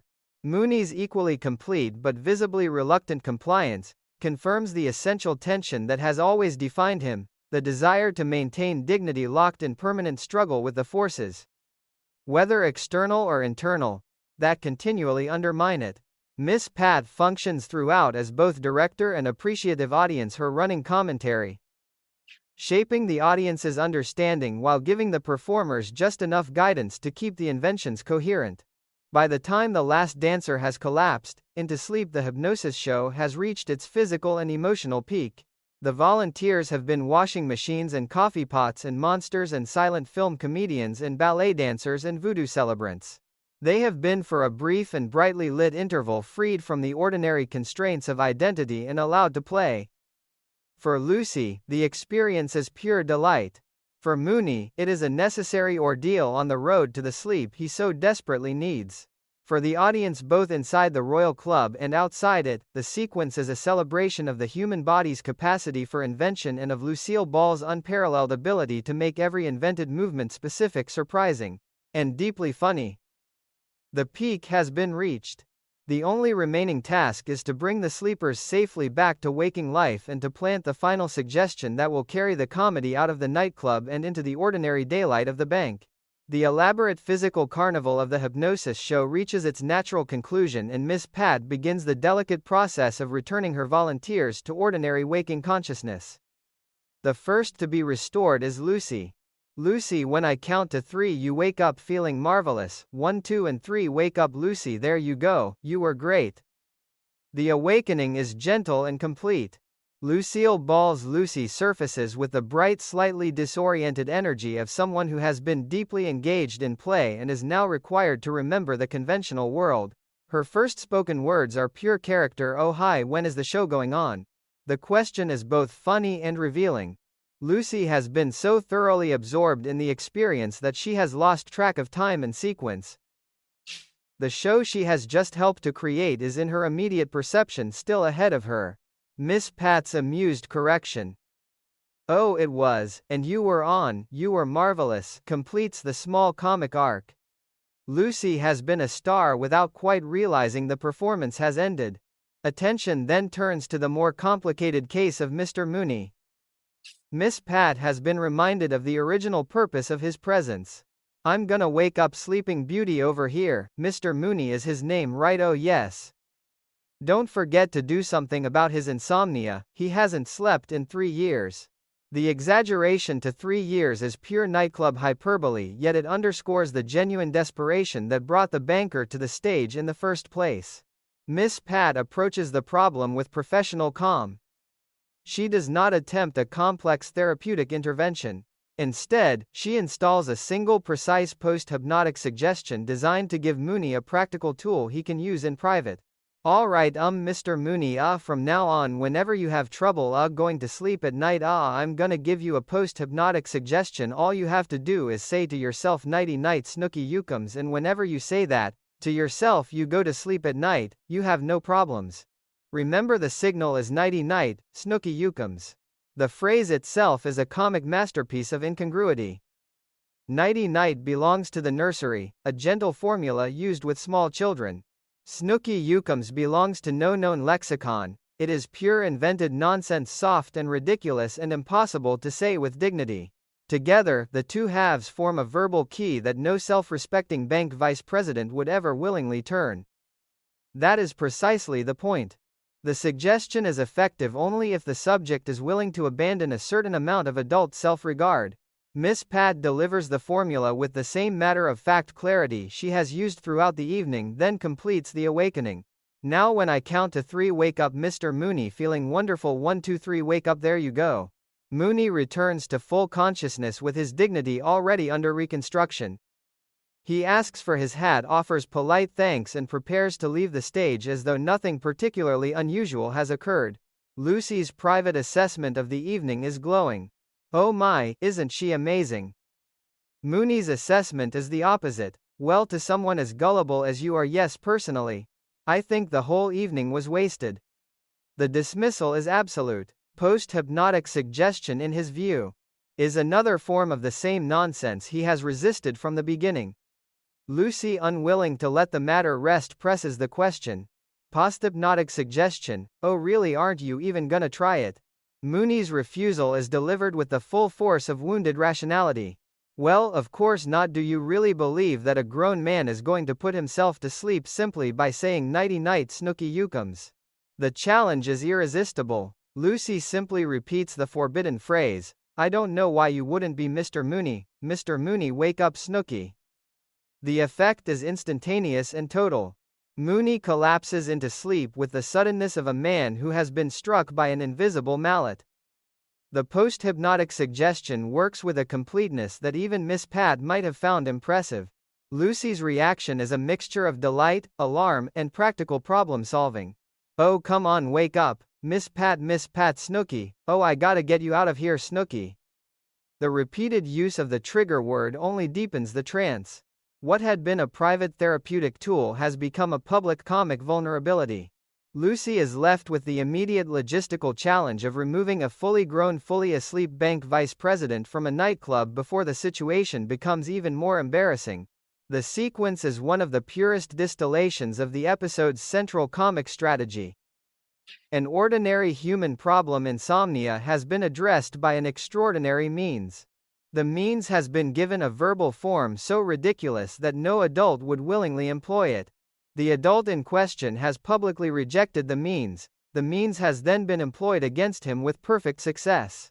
The result is both a validation of Miss Pat's skill and a further erosion of Mooney's carefully maintained dignity. Lucille Ball's playing of the moment would have been a study in shifting tones, the bright curiosity of the skeptic testing a theory, the sudden wide-eyed realization that the theory is correct, the rapid calculation of how to manage the consequences. Gail Gordon's collapse into sleep would have been equally precise, a slow-motion folding of the large dignified body, the face retaining to the last possible instant an expression of outraged disbelief. In the broader cultural context of the early 1960s, the post-hypnotic suggestion carries additional resonance. Popular interest in hypnosis suggestion and the power of the unconscious mind was high. Books, magazine articles, and nightclub acts all promised that the right words delivered in the right way could unlock hidden capacities or solve stubborn problems. The Lucy Show takes that cultural fascination and subjects it to the gentlest possible satire. The magic words are not solemn or scientific. They are nighty-night Snooky Yukums. The problem they solve is real. The method of solution is absurd. The man who needs the solution is the least likely person to accept it. The comedy arises from the perfect collision of those three facts. The scene also deepens the ongoing portrait of the Lucy-Mooney relationship. Lucy has in a single evening persuaded her boss to enter a nightclub, submit to public hypnosis, perform a series of undignified physical acts, and accept a post-hypnotic trigger that now renders him helpless at the utterance of a single ridiculous phrase. She has done all of this with the best of intentions and with a certain amount of genuine concern for his well-being. The fact that the outcome is pure comic disaster does not negate the concern. It simply places the concern in the familiar Lucy Show framework, where every good intention is the beginning of chaos. Mooney, for his part, has received exactly what he came for, the ability to sleep, yet the form in which the gift arrives is so humiliating that he cannot acknowledge it without surrendering the last remnants of his public persona. By the time Lucy begins the practical work of extracting her sleeping boss from the Royal Club, the episode has completed one of its most elegant comic circles. The man who could not sleep is now unable to stay awake. The woman who suggested the unorthodox cure has been proven spectacularly correct. The phrase that no grown man would ever say has become the most powerful word in his limited vocabulary of rest. And the audience has been given a perfect demonstration of the show's enduring comic principle that the shortest distance between a human problem and its solution is usually a long, ridiculous, and thoroughly public detour. The post-hypnotic suggestion will continue to reverberate through later scenes, but its first and purest expression, the instant collapse in the aftermath of the nightclub show, stands as one of the episode's most concentrated moments of character-based physical comedy. The return to the bank after the nightclub adventure marks a decisive shift in the episode's emotional weather.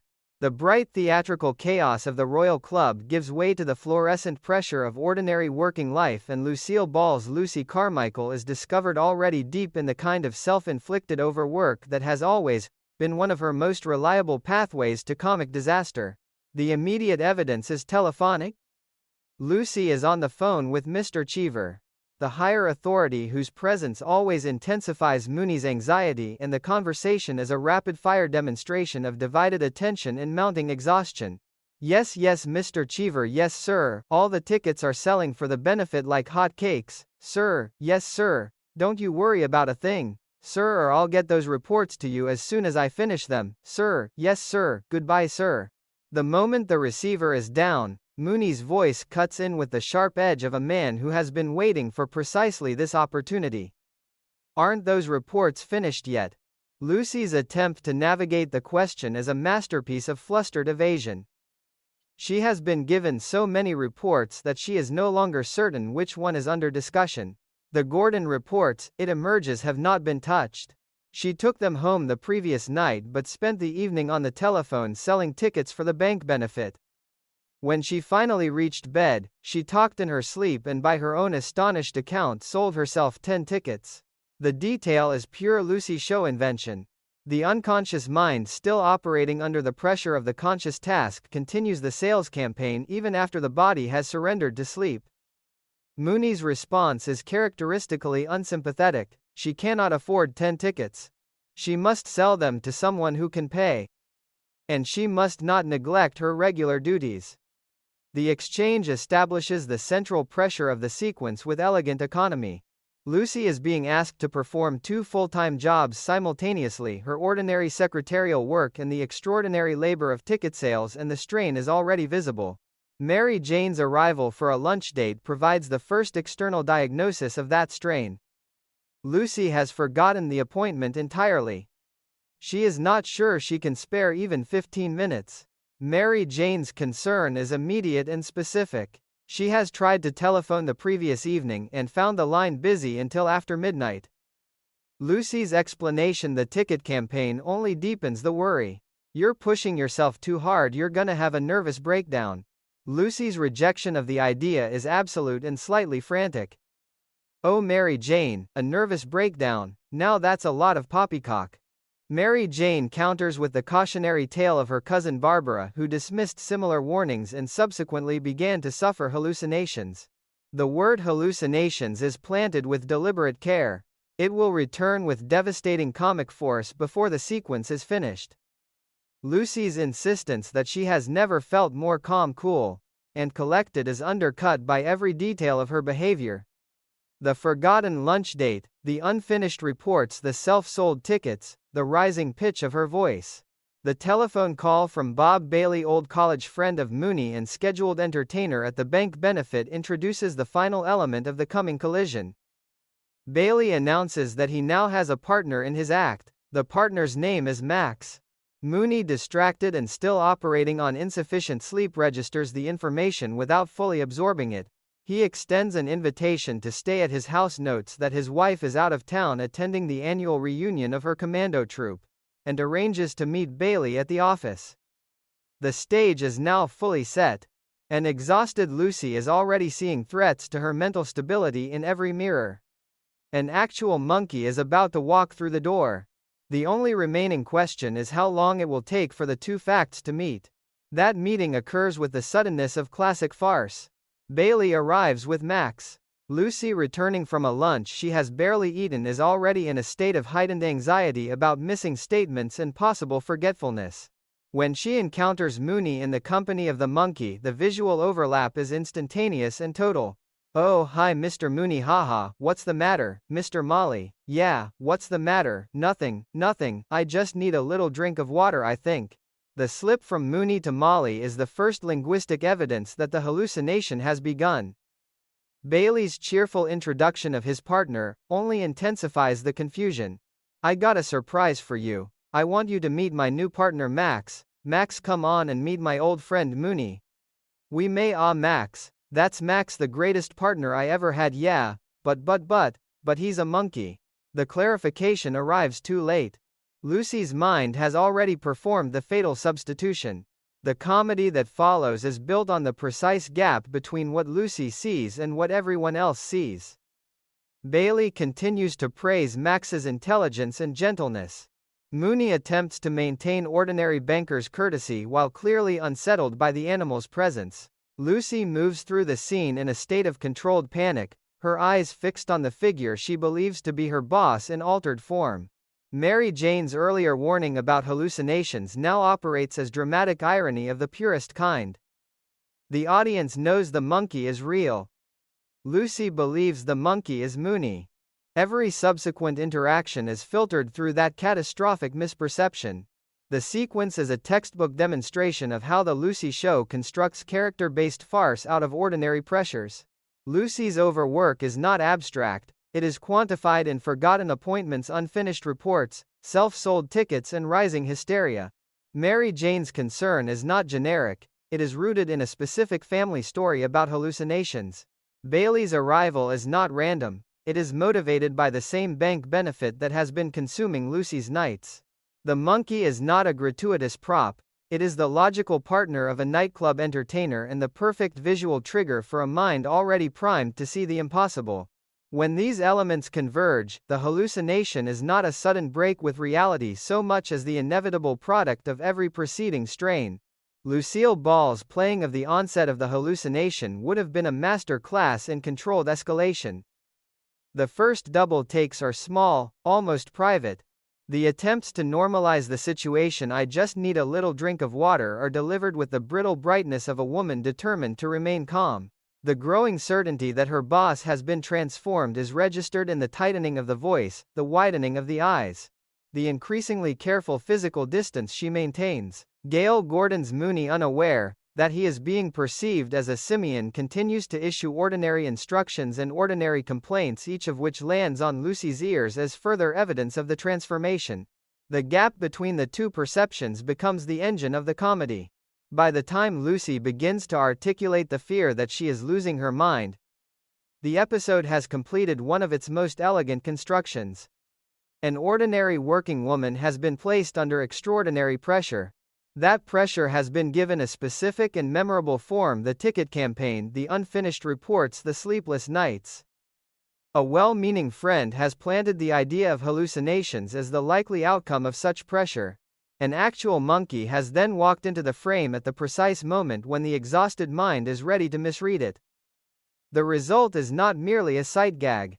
It is a character-driven psychological farce in which every element has been prepared with meticulous care and in which Lucille Ball's ability to play mounting panic against determined self-control turns the entire sequence into a sustained demonstration of comic vulnerability. The monkey has arrived. The hallucination has begun. And the path to the psychiatrist's office is already opening under Lucy's unsteady feet. The decision to consult a psychiatrist is reached with the same mixture of denial and escalating panic that has characterized Lucy's entire descent into hallucination. Mary Jane's earlier warning about her cousin Barbara has taken root. The repeated visual substitution of monkey for Mooney has become impossible to ignore. Yet, Lucy's first approach to professional help is characteristically indirect. She presents the problem as belonging to a friend. "Now, Mrs. Carmichael, just relax and tell me your problem in your own words." "Well, it's not my problem, doctor, it's my friend's problem." The transparent fiction is maintained for several carefully measured exchanges. The friend is secretary to a banker named Mr. Mooney. The friend has begun to see a monkey whenever she looks at her boss. The doctor's calm confirmation that such a perception would indeed constitute a hallucination only deepens Lucy's visible distress. The conversation that follows is a delicate dance of projection and confession. Lucy describes Mooney as a man who spends his days raving and ranting and trying to make a monkey out of me. The pronoun slip from her to me is instantaneous and fatal. The doctor, professional and unperturbed, offers a classical interpretation. The hallucination is rooted in fear. The subconscious is transforming the threatening boss into a literal monkey before the boss can complete the figurative transformation. The prescribed remedy is equally classical: the fear must be faced directly. Once the patient understands that the man cannot actually make a monkey of her, the visual distortion will disappear. The advice is sound, humane, and in the context of the episode about to collide with an actual monkey at the worst possible moment. Lucy's confession that she herself is the patient produces one of the sequence's purest comic detonations. The doctor's brief astonishment is met with Lucy's own amazement that he is amazed. The therapeutic encounter ends with gratitude and a renewed determination to apply the prescribed method. What Lucy cannot know is that the method is about to be tested under conditions of maximum farce. The scene at Mooney's house introduces the real Max in all his disruptive glory. Bob Bailey's partner is not merely present, he is actively domesticated in ways that continually blur the line between animal and human. He mixes martinis, though he tends to be heavy-handed with the vermouth. He is described as devouring books, literally eating them rather than reading them, a joke from the nightclub act that Bailey delivers with professional smoothness. He swings from the banister when hungry. He is offered bananas and considered for coconuts. Every detail of his behavior is calculated to reinforce the visual and behavioral overlap that Lucy's exhausted mind has already established. When Lucy arrives with the finished statements determined to face her fear, the monkey is already installed as a member of the household. Her attempt to apply the doctor's advice is a master class in escalating cognitive dissonance. She delivers a carefully prepared speech about mutual humanity and the request that Mooney stop trying to make a monkey of her. The real Mooney, who has simply gone upstairs for his glasses, is nowhere to be seen. The monkey occupies the visual field. Lucy's determination to look through the hallucination and see the man produces only greater confusion. Face your fear, face your fear. I'm facing my fear, but it won't disappear, stays right here. The telephone call to the psychiatrist is the logical next step. She reports that Mooney keeps switching from monkey to man and back again. The doctor's advice to bring him in is accepted with relief. What follows is pure farce mechanics of the highest order.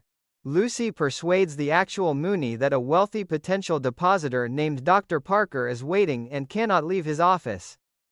Mooney, ever alert to the possibility of new business, agrees to go at once. While he is upstairs changing into a more impressive jacket, Lucy loads the monkey into the car. The real Mooney descends, finds the car missing, and is left with Bailey to process the information that his secretary has just eloped with a chimpanzee.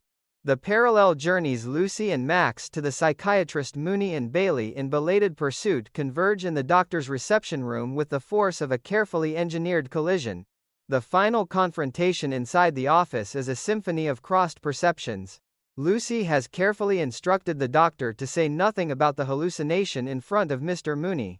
The doctor, confronted with an actual monkey, attempts to clarify the situation and is met with Lucy's fierce insistence that he is violating professional ethics and the hypocritical oath.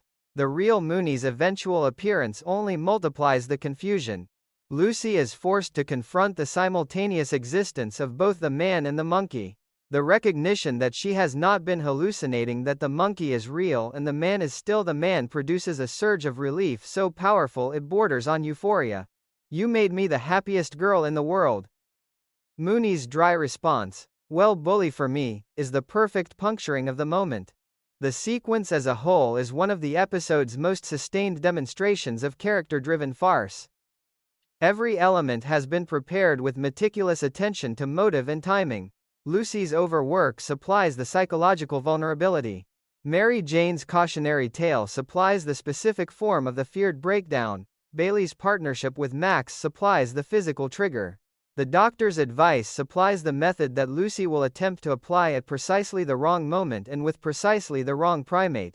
Lucille Ball's playing of the entire arc, from the careful fiction of the friend's problem through the determined attempt to face the fear to the final ecstatic recognition that she is not losing her mind, is a continuous illustration of her unmatched ability to make psychological extremity both believable and hilarious.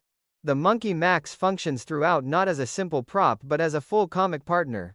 His invented skills, martini mixing, book eating, and his natural behaviors, banister swinging, banana enthusiasm, continually reinforce the visual joke while remaining grounded in the logic of a nightclub animal act.